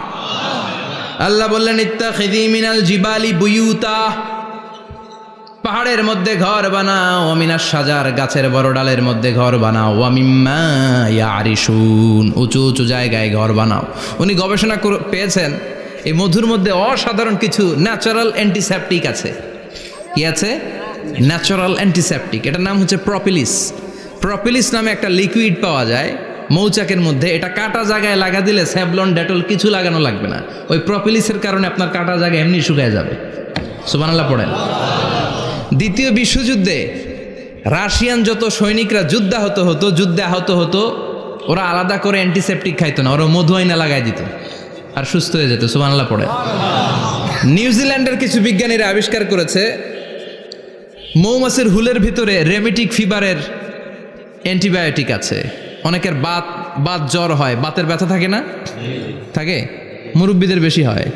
ওই জায়গার মধ্যে যদি আপনি মৌমাছি এনে ঢুকাই দিতে পারেন, মৌমাছির হুল লাগাই দিতে পারেন, ভালো হয়ে যাবে। মৌমাছি যখন হুল ফুটে আরাম লাগে না অনেক? খাইছেন? কামড় খাইছেন? হ্যাঁ, মজা লাগে। তো নিউজিল্যান্ডের এই গবেষকরা এরা আবিষ্কার করেছে যে মৌমাছি যদি হুল ফুটিয়ে দেয়, ওইখানে বাতের ব্যথা থাকলে, বেদনা থাকলে এটা ভালো হয়ে যাবে। আমি নিজে দেখেছি, বিবিসি একটা ডকুমেন্টারি, ইজিপশিয়ান একজন ফিজিশিয়ান, চিকিৎসক, উনি ওনার বাতের ব্যথায় আক্রান্ত যত রুগীরা আছে ওদের গায়ের মধ্যে মৌমাছি এনে এনে নিজে নিজে হুল ফুটায়, রুগী চিৎকার মারে ও মাগো ও আল্লাহ গো, কিন্তু একদিন পরে ব্যথা নাই, আর কয় ভালো হয়ে গেছি। সুবহানাল্লাহ কইবেন না? তো এজন্য এই কার্ল বন ফ্রিজ 1973-তে দ্য ডান্সিং বিজ লেখে গোটা বিশ্বকে তাক লাগিয়ে দিয়েছে। তার গবেষণার প্রতিটি পয়েন্ট কোরআনের এই আয়াতের সাথে মিলে যায়। চিৎকার করে পড়েন আল্লাহু আকবার। এই যে আমরা মধু খাই, এই মৌচাকের ভেতরে অন অ্যান অ্যাভারেজ অ্যারাউন্ড 60,000 মৌমাছি থাকে। 3 ভাগে, একটা হচ্ছে কুইন বি, একটা মেল বি, আর একটা হচ্ছে ওয়ার্কার বি। একটা থাকে রানী মৌমাছি, এর নেতৃত্বে সবাই চলে। আর একটা থাকে মেল বি, পুরুষ মৌমাছি, বংশ বাড়ানোর জন্য এদের কাজে লাগে। আর সব হচ্ছে ওয়ার্কার বি, সবাই কাজ করে। আল্লাহ বললেন সুম্মা কুলি মিন কুল্লি সামারাত ফাসলুকি সুবুলা রাব্বিকি যুলুলা। আল্লাহ সিক্রেট মেসেজ দিয়ে বললেন গাছের উপরে বাসাবাদ, পাহাড়ের উপরে মৌচাকের বাসাবাদ, উঁচু উঁচু জায়গায় তোমরা তোমাদের বাসা বাঁধো। সুম্মা কুলি মিন কুল্লি সামারাত, এরপর এলাকার যত মিষ্টি মিষ্টি ফুল আছে ফল আছে ওখান থেকে রস নিয়ে আসো। সুবহানাল্লাহ। পুষ্প রস সংগ্রহ করে মধুগুলো, এটার বলে sweet nectar. They collect the sweet nectar from the flowers. এবং মধুর মধ্যে এত চমৎকার জিনিস থাকার কারণ হচ্ছে মৌমাছিগুলো ওই এলাকার সব ধরনের ফুল, ভালো ভালো সুগন্ধযুক্ত ফুল ফল থেকে রস নিয়ে আসে। তো ওই গাছগুলোর মধ্যে বনাজি গাছ আছে না নাই? ঔষধি গাছ আছে না নাই? এজন্য মধুরে বলা হয় সব রোগের ঔষধ। যত বনাজি ঔষধি গাছের নির্যাস আর পুষ্প রস আছে সব আল্লাহ মধুর ভিতরে ঢুকায়া মধুকে আল্লাহ ন্যাচারাল ভ্যাকসিন বানিয়ে দিয়েছেন। চিল্লায়ে পড়েন আল্লাহু আকবার। আল্লাহ বললেন সুম্মা কুলি মিন কুল্লি সামারাত, সব ফল আর ফুল থেকে এই নেকটার পুষ্পরস নিয়ে আসো। ফাসলুকি সুবুলা রাব্বিকি যুলুলা, যেমন যেমন গিয়েছিলা পথ চিনায় আবার ফিরে আসো। ইয়াখরুজু মিন বুতুনিহা শারাব, এরপর তাদের পেট থেকে বের হয় শারাব। মুখতালিফুন আলওয়ানু, এক একটা মধুর কালার হয়ে যায় এক এক রকম। কোন সুবহানাল্লাহ। সরষে ফুলের মধু একটু সাদা সাদা হয় না? আমি হচ্ছি মধু খাওয়ার পোক। আমি দেশে বিদেশে যেখানে গিয়েছি ফ্রেশ হানি আমি অনেক খুঁজেছি। ইয়ামানি একটা মধু পাওয়া যায়, ইয়ামানের সাওয়াহিলি এলাকায়, পাহাড়ি এলাকায়, একেবারে কুচকুচে কালো। আবার অনেক মধু আছে কিছুটা খয়েরি এবং হলুদ বর্ণের, কিন্তু সরষে ফুলের যে মধুটা এটা অনেকটা সাদা। এই পুষ্পরস নিয়ে মৌমাছিগুলো মৌচাকের মধ্যে ঢেলে দেয় না, এগুলো খেয়ে ফেলে। প্রত্যেকটা মৌমাছির পেটের ভেতরে আল্লাহ 2টা করে স্টোমাক দিয়েছে, পাকস্থলী। সুবহানাল্লাহ পড়ে। এটাই Karl von Frisch the dancing bees বইয়ের মধ্যে লিখেছে গবেষণায়, যে 2টা পাকস্থলী। একটা পাকস্থলী দিয়ে মৌমাছি খায়, নিজে খেয়ে বাঁচে। আর একটা পাকস্থলী দিয়ে এই ফ্লাওয়ার নেক্টার পুষ্প রস সংগ্রহ করে ওই পাকস্থলীতে রাখে। ওই পাকস্থলীর ভেতরে আল্লাহ একটা ন্যাচারাল এনজাইম দিয়েছেন। ওই এনজাইমের সাথে ওই পুষ্প রসটা মিক্সড হয়। তারপরে আরেকটা টিউব আছে, ওই টিউব দিয়ে মৌমাছি যে সে বাসার মধ্যে মৌমাছি যে সেখানে সাপ্লাই করে দিয়ে আসে, মধু ঢুকিয়ে দিয়ে আসে। চিল্লায় পড়েন সুবহানাল্লাহ। তার মানে বিষয়টা এমন না ফুলের রস নিয়ে মৌচাকের দিয়ে আসলো, ফুলের রস সে নেয়, তার স্পেশাল একটা স্টোমাকের মধ্যে ঢুকায়, সেখানে এনজাইম দিয়ে পাচক রস দিয়ে আল্লাহ এটাকে সমৃদ্ধ করে দেয়। তারপর আলাদা একটা নল দিয়ে টিউব দিয়ে মৌচাকের ভেতরে ঢুকিয়ে দেয়। কোন সুবহানাল্লাহ। কি অসাধারণ পদ্ধতিতে আল্লাহ মধু বানালেন। আর কি সুন্দর মধু হাতের মধ্যে লয়া জিব্বা দিয়া চাটে আর গান গায়, মধু হই হই বিষা বাইলা। আছে না নাই? আল্লাহ শুকরিয়া নাই? মধু খায় আর গান গায়, মধু হই হই বিষা বাইলা, অনহারণে ভালোবাসার দাম নদিলা। আছে না নাই? ডাকাই। তাই মধু খেয়ে শুকরিয়া করতে হবে কার? বসো, চিৎকার করে বলেন শুকরিয়া করতে হবে কার? আল্লাহ বললেন ইয়াখরুজু মিন বুতুনিহা, এটা মধু সরাসরি চলে আসে না, ওর পেট থেকে বের হয়। মুখতালিফুন আলওয়ানুহু, বিভিন্ন রঙের মধু আছে না নাই? ব্ল্যাক কালারের মধু হয়, হোয়াইট হানি হয়, অর্গানিক হানি হয়, ক্রিমড হানি হয়। কত ধরনের মধু যে আল্লাহ পৃথিবীতে রেখেছে তার ইয়ত্তা নাই। এরপর আল্লাহ বললেন ফিহি শিফাউন লিন্নাস, মধুর ভেতরে শিফা দিয়েছে কে? আল্লাহ। এজন্য বিশ্বনবীর খাদ্য তালিকার মধ্যে মধু আছে না নাই? বিশ্বনবী সুগন্ধযুক্তওয়ালা মধু খেতেন, দুর্গন্ধযুক্তওয়ালা কোনো মধু মুখে নিতেন না। সুবহানাল্লাহ। বিশ্বনবীর জামানায় মাগাফির নামে একটা মধু ছিল দুর্গন্ধযুক্ত, এটা কখনো বিশ্বনবী মুখে নিতে চাইতেন না। সুগন্ধযুক্ত মধু সবসময় বিশ্বনবী খেতেন। বিশ্বনবীর স্ত্রীরা এই সুগন্ধিযুক্ত মধু বোতলের মধ্যে প্রিজার্ভ করে রাখতেন বিশ্বনবীকে দেওয়ার জন্য। বিশ্বনবী প্রাণ ভরে এগুলো পান করতেন, সুবহানাল্লাহ। বিশ্বনবী যে সমস্ত খাদ্যগুলো পছন্দ করতেন হাদিসে এসেছে, বিশ্বনবী রুটি খেতেন, খেজুর খেতেন, খেজুর, খেজুর চিনেন, বালাহ, তামার, দুধ খেতেন, এই মধু খেতেন, জব খেতেন, বার্লি খেতেন, লাউ খেতেন, রুম্মান, ডালিম ফল, আনার ফল, আনার চিনেন, আনার, এই আনার খেতে পছন্দ করতেন বিশ্বনবী। মাশরুম খেতেন, মাশরুম, মাশরুম চিনেন, ব্যাঙ্গের ছাতার মতো, রেস্টুরেন্টে ইদানিং মাশরুমের স্যুপ পাওয়া যায়, এটা খাবেন। যাদের চোখের জ্যোতিতে সমস্যা, দৃষ্টিতে সমস্যা, খাবেন। হাদিসে এসেছে আল কামআতু মিনাল মান ওয়া মাউহা শিফাউন লিল আইন। মাশরুম হলো মান্না সালোয়ার মতো খাবার। মাশরুমের স্যুপ যারা খাবে, চোখের জ্যোতি যাদের কম, তাদের চোখের জ্যোতি বাড়িয়ে দিবে কে? বুখারীর বর্ণনা, কানা রাসূলুল্লাহ ইউহিব্বুল হালাওয়া ওয়াল আসাল। বিশ্বনবী মিষ্টান্ন খেতে বড্ড পছন্দ করতেন, আবার বিশ্বনবী বেশি বেশি মধু খেতে পছন্দ করতেন, সুবহানাল্লাহ। কোরআনে দুইটা জিনিসের ক্ষেত্রে আল্লাহ শিফা যোগ করেছেন, যে দুইটা জিনিসের সাথে সম্পৃক্ত হলে শিফা।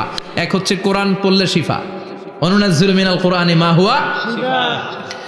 আবার কোরআনে এই আয়াতের ক্ষেত্রে বলা হয়েছে শিফা ফিহি শিফাউন লিন্নাস। এজন্য সাইয়েদানা ইবনে মাসউদ এই উম্মাকে উদ্দেশ্য করে বলেছেন, আলাইকুম বিশিফাইন, তোমাদের উচিত দুইটা জিনিস থেকে শিফা নেয়া। এক হলো কোরআন, দুই হলো আসাল মানে মধু। কোন সুবহানাল্লাহ। কোরআন তেলাওয়াত করলে অসুস্থরে সুস্থ করে দেয় কে? সূরা ফাতিহা তেলাওয়াত করলে অসুস্থকে সুস্থ বানিয়ে দেয় কে? আবার মধু খেলে সুস্থ বানিয়ে দেয় কে? মধু খেয়ে প্রশংসা করবেন কার? নাকি মধু হই হই বিষাবাইলা বলবেন এগুলো কখনো? খাঁটি মধু খেতে হবে। খাঁটি মধু চিনার উপায় হচ্ছে, এটাতে পিঁপড়া জমে না, এটা ফ্রিজে রাখলে জমাট বাঁধে না, এটাতে দুর্গন্ধ হয় না। এক গ্লাস পানির মধ্যে এক ড্রপ মধু ছেলে দিলে এটা পানির সাথে না মিশে একেবারে নিচে চলে যায়। খাঁটি মধু খেতে হবে। তাহলে ফিহি শিফাউন লিন্নাস। কত কিছু দিয়ে আল্লাহ এটাকে সমৃদ্ধ করেছেন। এটার মধ্যে গ্লুকোজ আছে, এটার মধ্যে সুক্রোজ আছে, ফ্রুক্টোজ আছে, প্রোটিন আছে, মিনারেলস আছে, ক্যালসিয়াম আছে, ভিটামিন আছে। খাইলেই শরীর গরম হয়ে যায়, সুবহানাল্লাহ। এজন্য শীতকালে বেশি বেশি খাবেন, জাম্পার লাগবে না। শীতকালে মধু খেয়ে রাত্রেবেলায় বের হবেন, আর মাফলার পেঁচিয়ে বেরোয়া লাগবে না, সুবহানাল্লাহ পড়েন। তার মানে আল্লাহ বললেন ইয়াসিন ওয়াল কোরআনিল হাকিম, প্রজ্ঞাময়, বিজ্ঞানময় কোরআনের কসম। কোরআনের ভেতরে বিজ্ঞান আছে না নাই? বিজ্ঞানের কথা এই তো শুরু করলাম, আজকে সারা রাত বিজ্ঞানের কথা বলবো ইনশাআল্লাহ। থাকবেন কতক্ষণ? হ্যাঁ, স্লোগান দেন লিল্লাহি তাকবীর।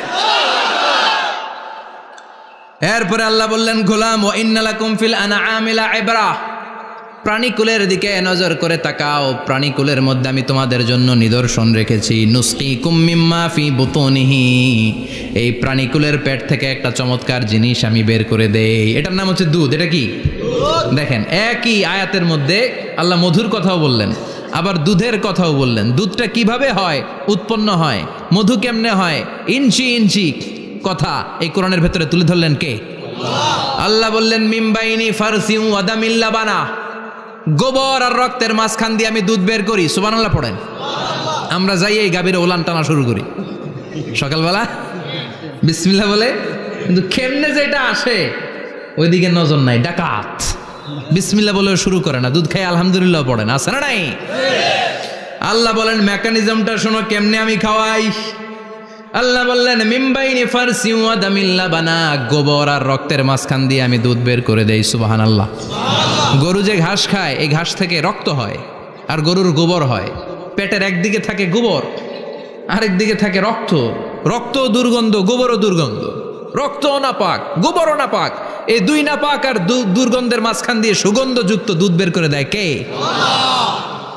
আল্লাহ বললেন মিমবাইনি ফারসিউ ওয়াদামিল লাবানা, গরু যে খাবারগুলো খায় ওই খাবারের এক পাশ দিয়ে গোবর হয়ে যায় আর এক পাশ দিয়ে রক্ত হয়ে যায়, মাঝখান দিয়ে দুধ বের করে দেয় কে?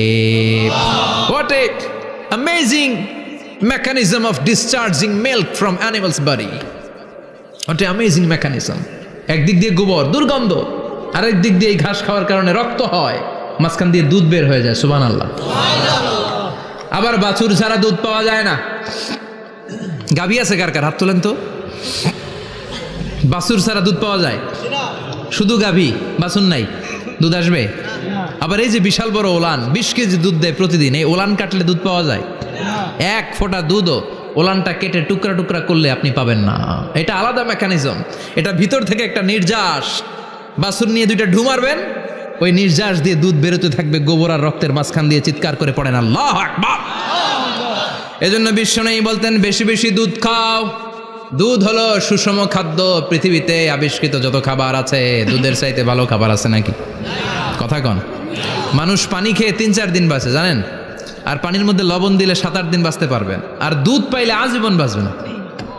দুধ খেয়ে যদি হজম করতে পারেন, দুধ খেয়ে হজম করতে পারলে আজীবন বেঁচে যাবেন। সুষম খাদ্য।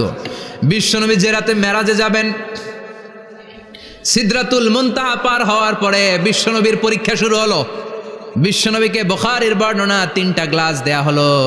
কাদাহ ফিহি লাবান, এক গ্লাসের মধ্যে দুধ ছিল। ওয়া কাদাহ ফিহি আসাল, আরেক গ্লাসের মধ্যে ছিল মধু, আরেক গ্লাসের মধ্যে ছিল মদ। কাদাহুন ফিহি খামার। বিশ্বনবীকে 3টা গ্লাস দিয়ে বলা হলো নবী চুজ করেন কোনটা নেবেন। এক গ্লাসে মধু, আরেক গ্লাসে দুধ, আরেক গ্লাসের মধ্যে বিশ্বনবীকে দেয়া হলো মদ। বিশ্বনবী বললেন যে এই গ্লাসের ভেতরে দুধ আছে, আমি ওই পেয়ালাটা নিলাম। সাইয়েদনা জিব্রাইল বললেন ইয়া রাসূলুল্লাহ আখাস্তাল ফিতরা, আপনি যেমন নিছেন তেমন। সুবহানাল্লাহ কইবেন না? বিশ্বনবী দুধ খেতে পছন্দ করতেন। আর বিশ্বনবী বলতেন আলাইকুম বি আলবানিল বাকার, বেশি বেশি গরুর দুধ খাবা। ফাইন্নাহা তুরাম্মু মিনাল আশজার, কেননা এটা সবুজ লতা পাতা ঘাস পাতার নির্যাস। গরু কি খায়? ঘাস খায় না? এই ঘাসের নির্যাস হচ্ছে দুধ। বিশ্বনবী বলতেন বেশি বেশি দুধ খাবা। ফিহি শিফা, এর মধ্যে শিফা আছে। ফি লাবানিহা শিফা ও লুহমিহা দা, গরুর দুধে আছে শিফা, গরুর গোশতের মধ্যে আছে রোগ। সুবহানাল্লাহ কোন। কত বড় ফিলোসোফার বিশ্বনবী। বিশ্বনবী বলে গিয়েছেন গরুর দুধ বেশি খাও, কিন্তু গোশ বেশি খাইও না। আর আমরা গরুর গোশ পাইলে কোপায় ফেলাই। সাদা ভাত আর ঝাল গরুর মাংস যদি হয়, ওই যে অনেকের জিহ্বায় পানি চলে আসছে। সুবহানাল্লাহ কইবেন না? বিশ্বনবী বলতেন দুধ খাও, গোশ খাইও কম। গরুর গোশত কম খাবা, গরুর দুধ বেশি খাবা। সুস্থ রাখবে কে? আল্লাহ। আবার বিশ্বনবী মায়েদেরকে বলেছেন ও মায়েরা, সন্তান হওয়ার পরে 2 বছর দুধ খাওয়াবা। আল্লাহু আকবার। ওয়াল ওয়ালিদাতু ইউরদি'না আওলাদাহুন্না হাওলাইনি কামিলাইনি লিমান আরাদা আন ইউতিম্মার রাদা'a। সন্তান যারা পেয়েছো মায়েরা, বোনেরা, 2 বছর দুধ খাওয়া সন্তানদের সুস্থ রাখবে কে? আল্লাহ। বাচ্চা ডেলিভারির পরপরই আল্লাহ তাআলা মায়ের বুকে একটা দুধ দেয়, এটাকে বলে শাল দুধ। এটা হচ্ছে বাচ্চার জীবনের প্রথম প্রাকৃতিক টিকা। সুবহানাল্লাহ কয় না? এটা বেবির জীবনে ন্যাচারাল প্রাকৃতিক টিকা, প্রতিষেধক আল্লাহ দিয়ে দিয়েছে। আপনার বাচ্চাকে টিকা দিন, স্লোগান আছে না? 5টা-7টা টিকা দেওয়া লাগে। প্রথম টিকাটা আল্লাহ নিজেই ফ্রি দিয়ে দিছে। এটা শাল দুধের ভেতরে পাওয়া যায়। এজন্য বাচ্চাকে শাল দুধ খাওয়াতে হবে। তার ব্রেনের গ্রোথ হবে, সে শক্তিশালী হবে, সে দেশপ্রেমিক হবে, সে আল্লাহওয়ালা হবে। চিল্লা এখন ঠিক কিনা? যে মায়েরা বাচ্চারে দুধ খাওয়ায়, ওই বাচ্চারা মায়েরে ভালোবাসে বেশি। আর যেই মাগুলো বাচ্চারে দুধ না খাওয়ায় আর ডানু খাওয়ায়, আর কি কি আছে? হরলিক্স আর সিরালেক, কমপ্লেট। যারা এগুলো খাওয়াবে, ডানু খাওয়াবে, যারা ল্যাকটোজেন খাওয়ায়, যারা বুকের দুধ খাওয়াতে চায় না কোনো কারণ ছাড়া, 2 বছর বাচ্চারে দুধ দিতে চায় না, এই বাচ্চাগুলো বড় হলে ওই মারে বৃদ্ধাশ্রমে দিয়ে আসবে। কথা কন, কথা কন। এজন্য মায়েরা, বোনেরা, সন্তান হলেই তাকে বুকের দুধ দিয়ে আল্লাহর পক্ষ থেকে যে টিকাটা, এই টিকাটা পেটের ভেতরে ঢুকায় দিতে হবে। চিল্লা এখন ঠিক কিনা? এটা হচ্ছে ন্যাচারাল টিকা। এজন্য আল্লাহ বললেন ইয়াসিন ওয়াল কোরআনিল হাকিম। ইয়াসিন, বিজ্ঞানময় কোরআনের শপথ। কোরআনের মধ্যে বিজ্ঞান আছে না নাই? অভাব নাই। কয়টা শুনবেন? আল্লাহ কসমোলজির কথা বলেছে, অ্যাস্ট্রোলজি কথা। কসমোলজি হচ্ছে সৃষ্টি তত্ত্ব। কসমোলজি কি? সবাই বলেন কসমোলজি কি? আল্লাহ বললেন আওয়ালাম ইয়ারাল্লাযীনা কাফারু আন্নাস সামাওয়াতি ওয়াল আরদা কানাতা রাতকান ফাফাতাকনাহুমা। কাফেররা কি দেখে না মহাবিশ্বের সব কিছু একসাথে মিলে ঝিলে ছিল, বিশাল এক বিস্ফোরণের মাধ্যমে আমি মহাবিশ্ব তৈরি করেছি। সুবহানাল্লাহ। আদিতে, শুরুতে কিন্তু সব আকাশ, বাতাস, জমিন, চন্দ্র, সূর্য, নক্ষত্র গ্রহ, নিহারিকা পুঞ্জ, গ্যালাক্সি, ব্ল্যাক হোল সব কিছু মিলেমিশে একসাথে ছিল। এটার ঘনত্ব ছিল খুব বেশি। মহাবিশ্বের সব কিছু ছিল একটা বিন্দু। এটাকে বিজ্ঞানীরা নাম দিয়েছে দ্য সিঙ্গুলারিটি, মহা একত্ব। এরপর একটা প্রচণ্ড বিস্ফোরণের মধ্য দিয়ে মহাবিশ্ব সৃষ্টি হয়েছে। এটার ওরা নাম দিয়েছে বিগ ব্যাং থিওরি। কি নাম? স্টিফেন হকিং মারা গেছে না গত বছর নাকি? হ্যাঁ, বছর খানিক আগে মারা গিয়েছে। সবচেয়ে বড় পদার্থবিজ্ঞানী ছিল। সে একটা বই লিখেছে, from the brief history of time, a brief history of time from big bang two black hole. সেখানে সে প্রমাণ করেছে কোরআনের এই আয়াত, কানা তারাতকান, মহাবিশ্বের সব কিছু একটা বিন্দু ছিল। চাঁদ, সূর্য, গ্রহ, তারা সব কি ছিল? কথা বলেন, সবাই বলেন, একটা মাত্র বিন্দু ছিল। আল্লাহ বলেন, don't the disbeliever observe that the heavens and earth were joined together, then I separated with a gigantic sound, explosion. সব একসাথে ছিল, চাঁদ, তারা, আকাশ, নদী, নালা সব একসাথে। তারপরে একটা বিকট বিস্ফোরণের মধ্য দিয়ে পৃথিবী হয়েছে, এ চাঁদ হয়েছে, চন্দ্র হয়েছে, সূর্য হয়েছে, মহাবিশ্বের সব কিছু এই মহাবিস্ফোরণের মধ্য দিয়ে হয়েছে। চিৎকার করে পড়েন আল্লাহু আকবার। এই যে ছোট্ট পৃথিবীতে আমরা বসে আছি, এই পৃথিবীর চেয়ে সূর্য 13 লক্ষ গুণ বড়। চিল্লায় পড়েন আল্লাহু আকবার। এটা কি বাড়ির কাছের কথা? 13 লক্ষ গুণ বড়, কল্পনা করা যায়? তার মানে কি সূর্যই সবচেয়ে বড়? না, সূর্যের চেয়ে অনেক বড় বড় তারা আছে। ব্যাটেলজিউস নামে একটা তারা আছে মহাকাশে, যেটা যে সূর্য পৃথিবীর চেয়ে 13 লক্ষ গুণ বড়। এই ব্যাটেলজিউস তারা সূর্যের চেয়ে 33 কোটি গুণ বড়। এই ব্যাটেলজিউস তারাটাই কি সবচেয়ে বড়? না, এর চেয়েও কত বড় তারা যা আছে কোনো হিসাব নাই। এরকম বিশাল বিশাল তারা ঘুরতে ঘুরতে মাওয়াকিউন নুজুম, ব্ল্যাক হোল নামে একটা রেঞ্জ আছে। এই রেঞ্জের মধ্যে যদি ঢুকে যায়, ছোট্ট বাচ্চার মুখে চকলেট দিলে বাচ্চা যেমনি চকলেট চুষে খেয়ে ফেলে, এই বিশাল বিশাল তারাগুলো ব্ল্যাক হোলের মধ্যে ঢুকলে এক মুহূর্তের মধ্যে নিঃশেষ হয়ে যায়। চিল্লায় পড়েন আল্লাহু আকবার। এজন্য আল্লাহ বললেন, ফালা উকসিমু বিমাওয়াকিউন নুজুম, এই তারকা নিঃশেষ হওয়ার যে জায়গাটা, এই জায়গার কসম আমি কোরআনের মধ্যে খেলাম। এই ব্ল্যাক হোলের রেঞ্জের ভেতরে তারা আসলে মুহূর্তের মধ্যে নিঃশেষ বানিয়ে দেয় কে? একটা তারার চেয়ে আরেকটা তারা বড়। এরকম 1000 কোটি তারা মিলে আমাদের গ্যালাক্সি। এই গ্যালাক্সির নাম হচ্ছে মিল্কি ওয়ে। কি নাম? আমাদের গ্যালাক্সির নাম কি? সবাই বলেন তো। Milky way. কি নাম? এরকম একটা গ্যালাক্সি না, লক্ষ কোটি গ্যালাক্সি আছে। আমাদের গ্যালাক্সির পরে সবচেয়ে কাছের গ্যালাক্সির নাম অ্যান্ড্রোমেডা। কি নাম? এই অ্যান্ড্রোমেডা গ্যালাক্সি আমাদের গ্যালাক্সি থেকে 2.5 মিলিয়ন লাইট ইয়ার দূরে, মানে 25 লক্ষ লাইট ইয়ার। সুবহানাল্লাহ কইবেন না?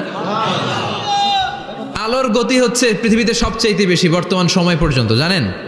সেকেন্ডে কত মাইল? 1,86,000 মাইল। 1 সেকেন্ডে আলো ছুটে 1,86,000 মাইল বেগে। এত বেগের কোনো প্লেন বা রকেট নিয়ে যদি আপনি আমাদের গ্যালাক্সি থেকে মিল্কি ওয়ে থেকে অ্যান্ড্রোমেডাতে যেতে চান, তাহলে আপনার 25 লক্ষ বছর লেগে যাবে। সুবহানাল্লাহ বাড়িতে যায় বললেন।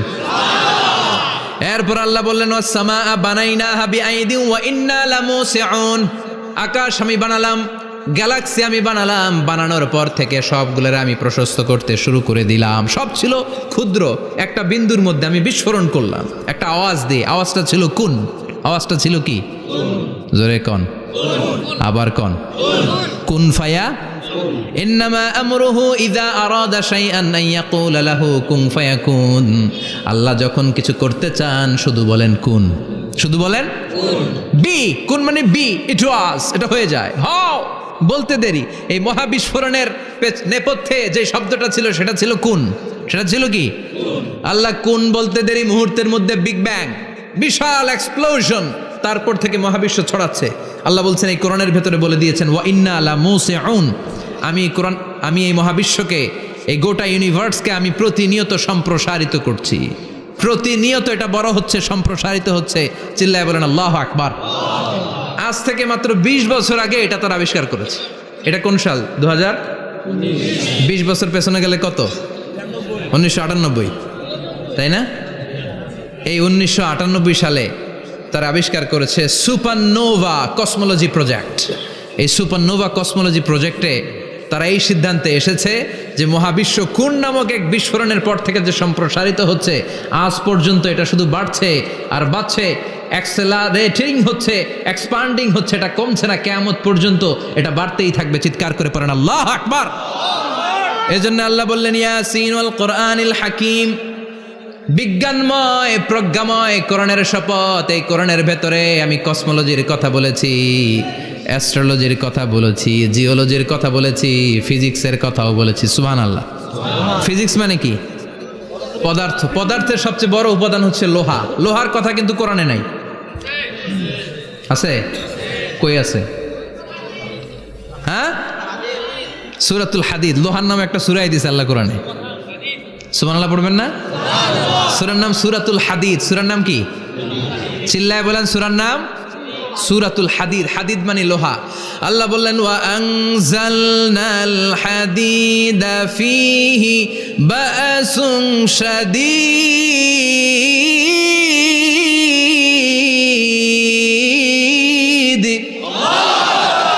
ওয়া আনজালনাল হাদিদ ফীহি বাসুন শাদীদ, আমি লোহা নাজিল করলাম আর লোহার ভেতরে আমি ভয়ঙ্কর শক্তি ঢুকাইয়া দিলাম। সুবহানাল্লাহ। ফিহি মানাফিউ লিন্নাস, লোহার ভেতরে মানুষের জন্য অনেক কল্যাণ আছে। সুবহানাল্লাহ। লোহা ছাড়া পৃথিবীতে কিছু হয়? আংটি বানাতে লোহার দরকার আছে না নাই? ঘড়ি বানাতে, গাড়ি বানাতে, বাড়ি বানাতে, মোবাইল বানাতে, হেলিকপ্টার, প্লেন, রকেট, মাইকের স্ট্যান্ড। সুবহানাল্লাহ কোন? এমন কোন জিনিস নাই যেটার মধ্যে লোহা লাগে না। এজন্য আল্লাহ বললেন এই লোহার নামে আমি একটা সূরা ডেডিকেট করলাম, ওয়া আনজালনাল হাদিদ ফিহি বাসুন শাদীদ, আমি লোহাকে নাজিল করেছি। আল্লাহ বলেছেন, খেয়াল করে শব্দটা শুনেন, ওয়া আনজালনাল হাদিদ, আমি লোহাকে উপর থেকে নাজিল করেছি। কি করেছি? কথা বলেন। তার মানে লোহা পৃথিবীতে ছিল না, নাজিল করছে কে? লোহা পৃথিবীতে ছিল? পৃথিবীতে ছিল? পৃথিবীতে থাকলে নাজিল করবেন কেন? এই যে কোরআনটা পৃথিবীতে আগে ছিল, নাজিল করছে কে? কোন ফেরেশতাকে দিয়ে? সাইয়েদনা জিবরাইল। কোন নবীর উপর? বিশ্বনবী মুহাম্মদুর রাসূলুল্লাহ। আল্লাহু আকবার। তার মানে ওহি পৃথিবীতে ছিল না, আল্লাহ উপর থেকে নাজিল করেছেন। নুজুল মানে উপর থেকে নিচের দিকে আসা। এই নুজুল শব্দ ব্যবহার করে আল্লাহ বললেন ওয়া আনজালনাল হাদিদ, লোহাকে আমি নাজিল করেছি। তার মানে লোহা পৃথিবীর উপাদান নয়, লোহা এসেছে উপর থেকে। কোন সুবহানাল্লাহ। বিজ্ঞানীরা, পদার্থবিদ যারা গবেষণা করে এটাই পেয়েছেন, লোহা আসলে পৃথিবীর না। লোহা পৃথিবীতে উৎপাদন করা হয় নাই। লোহার যে মলিকিউল, অণু আছে, লোহার একটা অণু তৈরি করার মতো ক্ষমতা পৃথিবীর নাই। ইভেন এই সৌরজগতের কোনো কিছুর নাই। সূর্যের তাপেও লোহা তৈরি হতে পারে? লোহার ছোট্ট একটা অণু তৈরি করতে কমপক্ষে 1 কোটি ডিগ্রি সেলসিয়াস তাপের প্রয়োজন হয়। তার মানে এটা পৃথিবীর কোনো উপাদান নয়, এটা আনজালনাল হাদিদ। আল্লাহ বলেন মহাবিস্ফোরণের কারণে গলিত অন্য কোনো তারার ভেতর থেকে লোহার উপাদান আমি পৃথিবীর ভিতরে এনে ঢুকিয়ে দিয়েছি। তার মানে পদার্থের কথা কোরআনে আছে না নাই? সুবহানাল্লাহ কইবেন না? এরপরে বায়োলজির কথা আছে না নাই? বায়োলজিক্যাল অ্যাসপেক্ট অফ মাউন্টেন্স, কেমন করে পাহাড়ি রেঞ্জ তৈরি হলো, আছে না নাই? ওয়াজআলনাল জিবালা আওতাদা, পাহাড়কে আমি পেরেক মেরে দিয়েছি। অমিয়া কাঠের ভেতরে যখন পেরেক মারেন, পেরেকের বেশিরভাগ অংশ কাঠের ভেতরে ঢুকে যায়, উপরে দেখা যায় সামান্য, ঠিক কিনা? তো লোহা যদি আল্লাহ পেরেক মারেন, উপরে যা দেখা যায় এটা সামান্য, আসল পাহাড় তো মাটির নিচে। সুবহানাল্লাহ কইবেন না? আসল পাহাড় কোথায়? পেরেক যদি কাঠের মধ্যে ঢুকিয়ে দেন, পুরো পেরেকটা কাঠে ঢুকে যায় না, উপরে দেখা যায় কদ্দুর? সামান্য। পাহাড়ের যা আপনি দেখেন এটা তো পেরেকের মাথা, পুরো পাহাড়টা আল্লাহ জামিনের ভেতরে গেড়ে দিয়েছেন। চিল্লায় পড়েন আল্লাহু আকবার। আবার আল্লাহ বললেন অমিনাল জিবালি জুদাদুম বিদু ওয়া হুমরুম মুখতালিফুন আলওয়ানু, আছে না নাই? ওয়া গারাবিবু সুদ, আল্লাহ বলেন নানা রঙের পাহাড় পর্বত মহাবিশ্বে আমি তৈরি করেছি। কোন পাহাড় হচ্ছে রক্তিম বর্ণের, কোন পাহাড়কে বানিয়েছি আমি কৃষ্ণ বর্ণের, কোন পাহাড়কে বানিয়েছি আমি শুভ্র বর্ণের, কোন পাহাড়ের রং কালো, কোনটা সাদা, কোনটা নীল, আছে না নাই? মহাবিশ্ব যখন তৈরি হয়েছে, পৃথিবীর মধ্যে 7টা টেকটনিক প্লেট তৈরি হয়েছে। 7 tectonic plates create the mountain range on earth. পৃথিবীতে এই পাহাড় তৈরির কারণ হচ্ছে 7টা প্লেট, এগুলোরে 7 টেকটনিক প্লেট বলে। এই প্লেটগুলোর কারণে পৃথিবীতে এই রং বেরঙের পাহাড় তৈরি হয়েছে। কত রঙের যে পাহাড় আছে, আরব বিশ্বে পাথরের পাহাড়, বাংলাদেশে মাটির পাহাড়, ব্রুনাই, সিঙ্গাপুর, ইন্দোনেশিয়াতে যদি যান আরেক ধরনের পাহাড়। চায়নার একটা শহর আছে গানজু সিটি, কি নাম? এই গানজু সিটিতে একটা পাহাড় আছে রেইনবো মাউন্টেন। ওখানে 7 রঙের পাহাড় পাওয়া যায় এক জায়গায়। সুবহানাল্লাহ কইবেন না? রেইনবো মানে কি? রংধনু। রংধনুর কয় রং? কথা কন।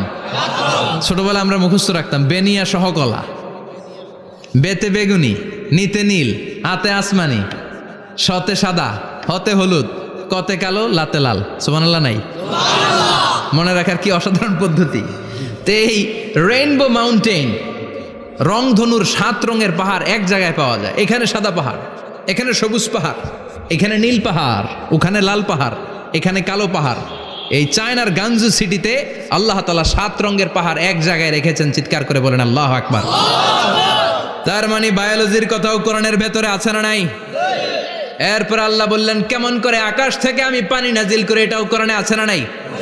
আমরা ছোটবেলা পড়েছি ওয়াটার সাইকেল, হাইড্রোলজিক্যাল সাইকেল, কেমন করে সূর্যের তীব্র তাপ সাগর থেকে পানিকে জলীয় বাষ্প করে উপসে নেয়, উপরে নিয়ে সেটাকে পুঞ্জীভূত করে দেয়, ঘনীভূত করে দেয়, মেঘ হয়ে যায়, সেখান থেকে ঝিরিঝিরি ঝিরিঝিরি বৃষ্টি পড়ে, আছে না নাই? আর ওই বৃষ্টির গান আমরা গাই, এই বৃষ্টি ভেজা রাতে তুমি চলে যেও না। ওই বৃষ্টি পেয়ে আল্লাহর কাছে দোয়া করে না? বিশ্বনবী বলেন রহমতের বৃষ্টির নিচে দাঁড়িয়ে কেউ যদি হাত তুলে দোয়া করে, ওই দোয়া কবুল করে কে? আল্লাহ। আবার আকাশের মধ্যে মেঘের ঘনঘটা দেখলে বিশ্বনবী পেরেশান হয়ে যেতেন, হয়রান হয়ে যেতেন, আর আল্লাহর কাছে বলতেন আল্লাহ এই মেঘ দিয়ে তুমি আমাদেরকে আযাব দিও না, তুমি আমাদেরকে গজব দিও না, তুমি আমাদেরকে শেষ করে দিও না, এই মেঘ থেকে তুমি আমাদেরকে রহমতের বৃষ্টি দাও। পড়ে না আমিন। বৃষ্টি দেখলে বিষ্ণু বলতেন আল্লাহুম্মা সাইয়িবান নাফিআ, ইয়া গাউসু আগিসনা গাউসান মুগীসান মারিআন মারিআন নাফিআন গায়রা দার আজিলান গায়রা আজিল। হে আল্লাহ এই বৃষ্টি থেকে তুমি ঠান্ডা রহমতের পানি দাও। কি দাও? আল্লাহ মেঘে দে পানি দে, ছায়া দে রে তুহু, আল্লাহ মেঘে দে। পড়েন পড়েন, আল্লাহ মেঘে দে পানি দে, ছায়া দে রে তুহু, আল্লাহ মেঘে দে। এই ওয়াটার সাইকেলের কথা আল্লাহ বলেছেন। আলাম তারা আন্নাল্লাহ ইউসজি সাহাবান। কাফের নাস্তিক যেগুলো সমাজের আবর্জনা খড়কুটা, ওরা কি দেখে না কেমন করে আমি বাতাসকে জলীয় বাষ্প করে আকাশে তুলি, বায়ুমণ্ডলে নিয়ে যাই, সুম্মা ইউআল্লিফু বাইনাহুম, জলীয় বাষ্পগুলারে তখন আমি ঘনীভূত করি, সুম্মা ইয়াজআলুহু রুকামান, এরপরে আমি মেঘে পরিণত করি, ফাতারাল ওয়াদকা ইয়াখরুজু মিন খিলালিহি, তারপর মেঘের ভেতর থেকে ঝিরিঝিরি ঝিরিঝিরি বৃষ্টি নাজিল করে কে? আবার আল্লাহ বললেন পানি থেকে আমি পৃথিবীর সব প্রাণগুলারে বানালাম, ওয়াজআলনা মিনাল মাই কুল্লা শাইইন হাইয়া ফালা ইয়াকিলুন, পানির ভেতরে থেকে সব প্রাণের উৎপত্তি পৃথিবীর মধ্যে ঘটিয়ে দিয়েছে কে? বিজ্ঞানীরা স্বীকার করেছে পৃথিবীতে যত প্রাণ পাওয়া যায়, যত প্রাণের ব্লুপ্রিন্ট পাওয়া যায়, সব এসেছে পানি থেকে। চিৎকার করে বলেন কোত্থেকে? পানি নাই তো প্রাণ নাই, পানিও আছে প্রাণও আছে। কোন সুবহানাল্লাহ। বিজ্ঞানীদের ধারণা, তারা ধারণা করে বলেছে পৃথিবীর প্রথম প্রাণের নাম হচ্ছে অ্যামিবা। কি নাম? ওরা বলেছে এটা এককোষী জীব, it's a very small unicellular organism found ever in the world. পৃথিবীতে পাওয়া প্রথম এককোষী প্রাণীর নাম হচ্ছে অ্যামিবা। এটা এসেছে শৈবালের মতো, এরপরে জুপ্লাংটন, ফাইটোপ্লাংটন, ব্যাকটেরিও প্লাংটন, একটার পর একটা স্পিসিজ প্রজাতি পৃথিবীতে ডেভেলপ করেছে। কোন সুবহানাল্লাহ। এই পানির কথা কোরআনের ভেতরে বলে দিল কে? এজন্য আল্লাহ বললেন ওয়াল কোরআনিল হাকিম, বিজ্ঞানময় কোরআনের শপথ। এই কোরআনটা বিজ্ঞানের ঠাসা, এই কোরআন আশ্চর্যের শেষ নাই, এই কোরআন কোনোদিন পুরাতন হয় না। এই কোরআনের ভেতরে আল্লাহ দিয়েছেন হেদায়েতের মশাল, আর কোরআনটাকে বানিয়েছেন বিজ্ঞানের সুউচ্চ মিনার। জোরে কোন সুবহানাল্লাহ। তার মানে কোরআনে আমরা কি পেলাম? দুধের কথা পেলাম, মধুর কথা পেলাম, কিভাবে ডায়েট করবেন সেটা আমরা পেলাম, আমরা কসমোলজি পেলাম, অ্যাস্ট্রোলজি পেলাম, বায়োলজি পেলাম, ফিজিক্স পেলাম, ওয়াটার সাইকেল পেলাম। এবার পাতালপুরীর কথার দরকার আছে না নাই? পৃথিবীর একেবারে গভীরতম গভীরে কি আছে এটা কিন্তু কোরআনে নাই, আছে। পৃথিবীর মাঝখানে যে উত্তপ্ত লাভা আর আগুন, এটা আপনারা জানেন? পৃথিবীর উপর দিয়ে আমরা ঠান্ডা পৃথিবীতে ঘুরে বেড়াই, কিন্তু এর ভিতরে কিন্তু আগুন, লাভা। আল্লাহ কোরআনের মধ্যে ফুটন্ত টকবগে সাগরের কসম খেয়েছেন। আল্লাহ বলেছেন ওয়াল বাহারিল মাসজুর,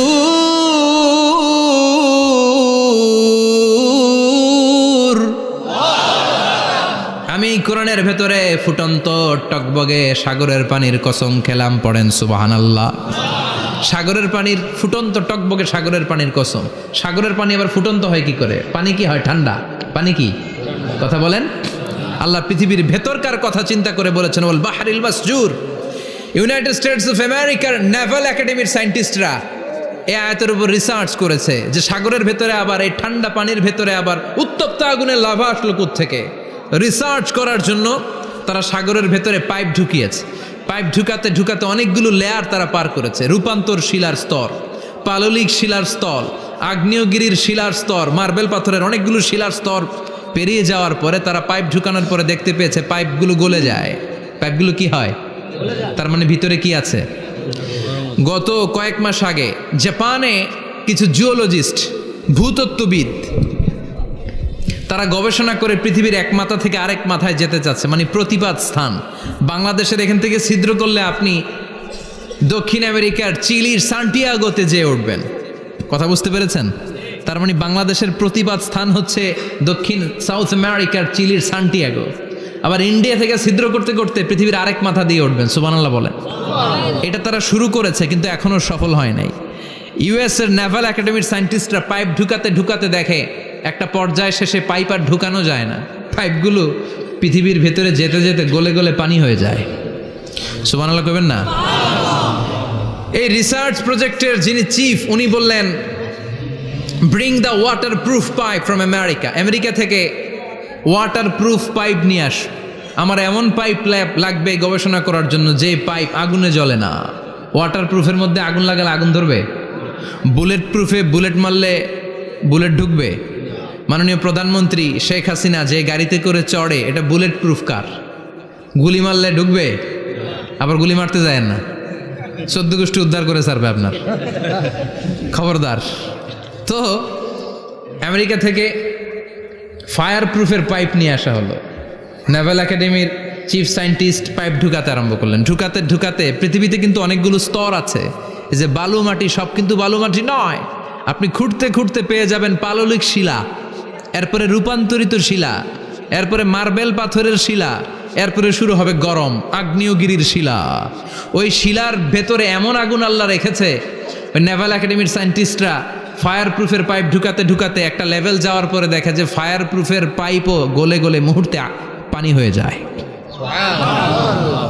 তার মানে ভেতরে এমন আগুন আল্লাহ রেখেছে, ওই আগুনের তুলনায় পৃথিবীর আগুনের মতো নয়।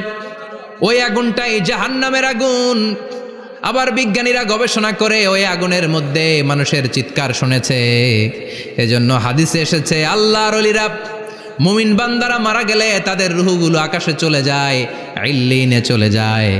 আর কাফের মুশরিক আর নাস্তিকগুলো মারা গেলে তাদের আত্মাগুলো পৃথিবীর মাঝখানে সিজ্জিনে চলে যায়। ওই সিজ্জিনের ভেতরে আগুন আছে না নাই? চিল্লায় বলেন।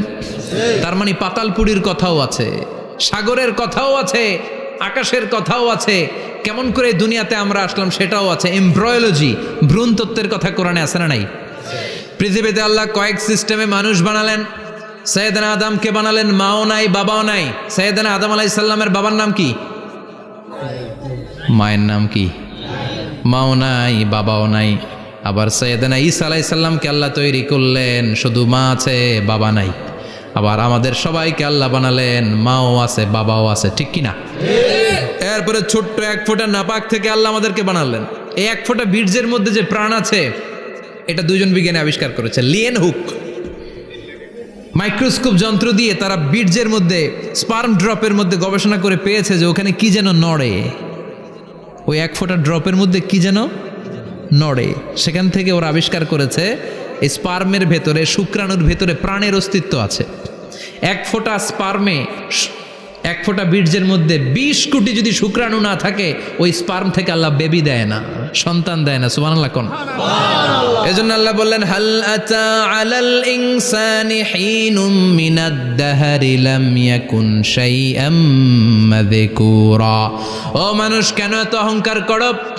নজর করে তোমার জীবনের শুরুটার দিকে একটু তাকাও। কি ঝিলা তুমি? এক ফোঁটা নাপাক পানি, একটা স্পার্ম ড্রপ থেকে এসেছো। ইয়াখরুজু মিন বাইনি সুলবি ওয়াত তারায়েব। বাবার পৃষ্ঠদেশ থেকে মায়ের গর্ভদেশের মধ্যে তোমাকে নিয়ে গেল কে? সেখান থেকে ফি যুলুমাতিন সালাস, 3টা প্যাকেট দিয়ে মায়ের পেটের মধ্যে তোমাকে প্রিজার্ভ করলো কে? আল্লাহ প্রত্যেকটা স্টেজ কোরআনে বলে দিয়েছেন। ফি যুলুমাতিন সালাস, 3টা অন্ধকার প্রকোষ্ঠে আল্লাহ আমাদেরকে প্রিজার্ভ করেছেন। মায়ের ভুলের একটা প্যাকেট, মায়ের জরায়ুর একটা প্যাকেট, আবার মায়ের পেটের একটা প্যাকেট। ওই প্যাকেটের ভিতরে পৃথিবীর কোনো কবিরাজের কবিরাজি কাজে লাগছে? ডাক্তারের ডাক্তারি? কোন কবিরাজ করে খাওয়াইছে? চিল্লায় বলেন তিনি কে? এরপর আল্লাহ বললেন ফি যুলুমাতিন সালাস, ওটা অন্ধকার ছিল। যেই টেম্পারেচারে রাখলে তুমি সুস্থ থাকবা, যেই টেম্পারেচারে রাখলে তুমি আস্তে আস্তে বড় হতে পারবা, সেখানে আমি রাখলাম। সেখান থেকে আমরা হয়ে গেলাম জিমেট, সেখান থেকে জাইগট, তারপরে ইমব্রয়ো, তারপরে ফেইটাস, ল্যাটার স্টেজ। প্রথমে ছিলাম ইনিশিয়াল স্টেজ, তারপরে ল্যাটার স্টেজ, আমরা বড় হতে লাগলাম। আল্লাহ আমাদেরকে হার্ট দিলেন, সিস্টনিক ডায়াস্টনিক, অলিন্দ নিলয় শুরু হয়ে গেল। রুহুর ফুৎকার আমাদের হৃদয়ে ভরে দিল কে? আল্লাহ আমাদেরকে স্কেলিটন দিলেন, কঙ্কাল, স্পাইনাল কর্ড দিলেন, আমাদের স্কাল দিলেন, মাথার খুলি দিলেন, লাঞ্চ দিলেন, ফুসফুস দিলেন, গল ব্লাডার দিলেন। যেখানে যেটা ঠিক যেমন ভাবে দেয়া দরকার মায়ের পেটে থাকতেই সেটা দিয়ে দিয়েছে কে? আল্লাহ। এরপর 8 মাস আমরা মায়ের পেটে মারে কষ্ট দিলাম। ওই মুহূর্তে আমার মা আমার জন্য যতটা কষ্ট করেছে পৃথিবীর কেউ ওই খবর রাখে না। জোরে কোন ঠিক কিনা? বোঝা হয়ে গিয়েছিলাম, একটা বস্তা। আমরা প্রত্যেকে মায়ের পেটে ছিলাম একটা কি? এই বস্তা নিয়ে আমার মা খেতে যেত, ঘুমাতে যেত। এই বস্তাটা পেটে করে আমার মা রান্নাঘরে রান্না করত, একদিনও রান্না বন্ধ হয় নাই। এই বস্তাটা নিয়ে আমার মা টয়লেটে যেয়ে বসতে পারতো না। 8 মাস এরকম কষ্ট করেছে। এজন্য মায়ের মনে কষ্ট দিলে আল্লাহর আরশ কেঁপে যায়। মায়ের কাছ থেকে দোয়া নেওয়ার দরকার আছে না নাই? মায়ের মনে কষ্ট দিবেন? মায়ের সাথে বেয়াদবি করবা কেউ? মায়ের থেকে দোয়া নেওয়ার দরকার আছে না নাই? মা যার নাই সে জানে মা না থাকার কি জ্বালা। চিল্লা এখন ঠিক কিনা? যখন রাত্রি নিঝুম, এই চোখে ঘুম, একলা শূন্য ঘরে, তোমায় মনে পড়ে মাগো, তোমায় মনে পড়ে। যখন রাত্রি নিঝুম, এই চোখে ঘুম, একলা শূন্য ঘরে, তোমায় মনে পড়ে মাগো, তোমায় মনে পড়ে। ঠিক কিনা? এজন্য এই মায়ের জন্য দোয়া করার দরকার আছে না নাই? আল্লাহ বললেন 8 মাস 9 মাস মায়ের পেটের ভেতরে ছিলা, তারপরে দুনিয়ার বুকে তোমারে আনলো কে? ছোট্ট নাপাক ছিলাম, এই ছোট্ট এক ফোঁটা পানি থেকে আমাদেরকে বড় করছে কে? আল্লাহ। তার মানে এমব্রয়োলজি, ভ্রূণ তত্ত্বের কথা কোরআনের ভেতরে আছে না নাই? সে আল্লাহ বললেন ইয়াসিন ওয়াল কোরআনিল হাকীম ইন্নাকা লামিনাল মুরসালিন আলা সিরাতিম মুস্তাকিম। সুবহানাল্লাহ পড়েন। আল্লাহ বললেন ইয়াসিন, এরপরে বললেন আল কোরআনিল হাকীম, প্রজ্ঞাময় কোরআনের শপথ। বিশাল একটা শপথ কেটে আল্লাহ বললেন ইন্নাকা লামিনাল মুরসালিন আলা সিরাতিম মুস্তাকিম। ইন্নাকা লামিনাল মুরসালিন, অবশ্যই অবশ্যই নবী হে আপনি রাসূলদের অন্তর্ভুক্ত। চিল্লা এখন সুবহানাল্লাহ। তিনি যে রাসূল এটার সার্টিফিকেট এই আয়াতে দিয়েছে কে? এরপর আল্লাহ বললেন আলা সিরাতিম মুস্তাকিম, ও নবী আপনি সিরাতুল মুস্তাকিমের উপর আছেন। যেই দোয়াটা প্রতিটা নামাজের মধ্যে প্রতিদিন প্রত্যেক রাকাতে সূরা ফাতিহাতে আমরা পড়ি, ইহদিনাস সিরাতাল মুস্তাকিম। ও Allah, show us the right path, show us the correct path. আপনি আমাদেরকে সোজা পথ দেখান। আল্লাহ এখানে সার্টিফিকেট দিলেন, নবী গো, লক্ষাধিক পয়গম্বর যে আমি পেয়েছি তাদের শ্রেষ্ঠতম রাসূল করে আমি আপনাকে প্রেরণ করেছি, আর হেদায়েতের সুউচ্চ মশাল দিয়ে আমি আপনাকে সিরাতুল মুস্তাকিমের উপর রেখেছি। চিল্লায় পড়েন আল্লাহু আকবার। এই জন্য বিজ্ঞানময় কোরআনের সাথে নিজেদের সম্পর্ক বাড়ানোর দরকার আছে না নাই?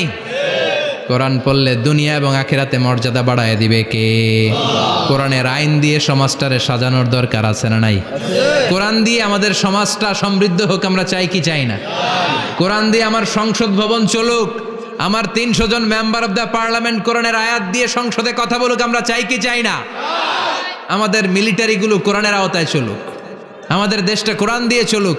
আমার লাল সবুজের পতাকা সংসদ ভবনের এক পাশে, আর কালিমার লা ইলাহা ইল্লাল্লাহর পতাকা আরেক পাশে পতপত করে উড়বে আমরা চাই কি চাই না? সেজন্য কোরআনের সাথে আমাদের সম্পর্ক বাড়াতে হবে, নিজে কোরআন পড়তে হবে, কোরআন বুঝতে হবে, কোরআনের উপর আমল করতে হবে। রাজি আছেন তো? এটাই হচ্ছে সূরাতু ইয়াসিনের শিক্ষা। আল্লাহ আমাদের সবাইকে কথাগুলো বুঝার ও আমল করার তৌফিক দান করুক। আমরা পড়ি আমিন। আরো জোরে পড়েন আমিন। যতগুলো কথা বললাম কোরআন থেকে আলোকিত করার জন্য আল্লাহ তাআলা যে মেসেজগুলো আমাদেরকে কোরআনের ভেতরে দিয়েছে, এই মেসেজ থেকে আমরা যেন নিজেদেরকে, সমাজকে আলোকিত করতে পারি। আল্লাহ তুমি তৌফিক দাও। আরো জোরে পড়েন আমিন। সুবহানাকাল্লাহুম্মা বিহামদিকা আশহাদু আল্লা ইলাহা ইল্লা আনতা আস্তাগফিরুকা ওয়া আতুবু ইলাইক।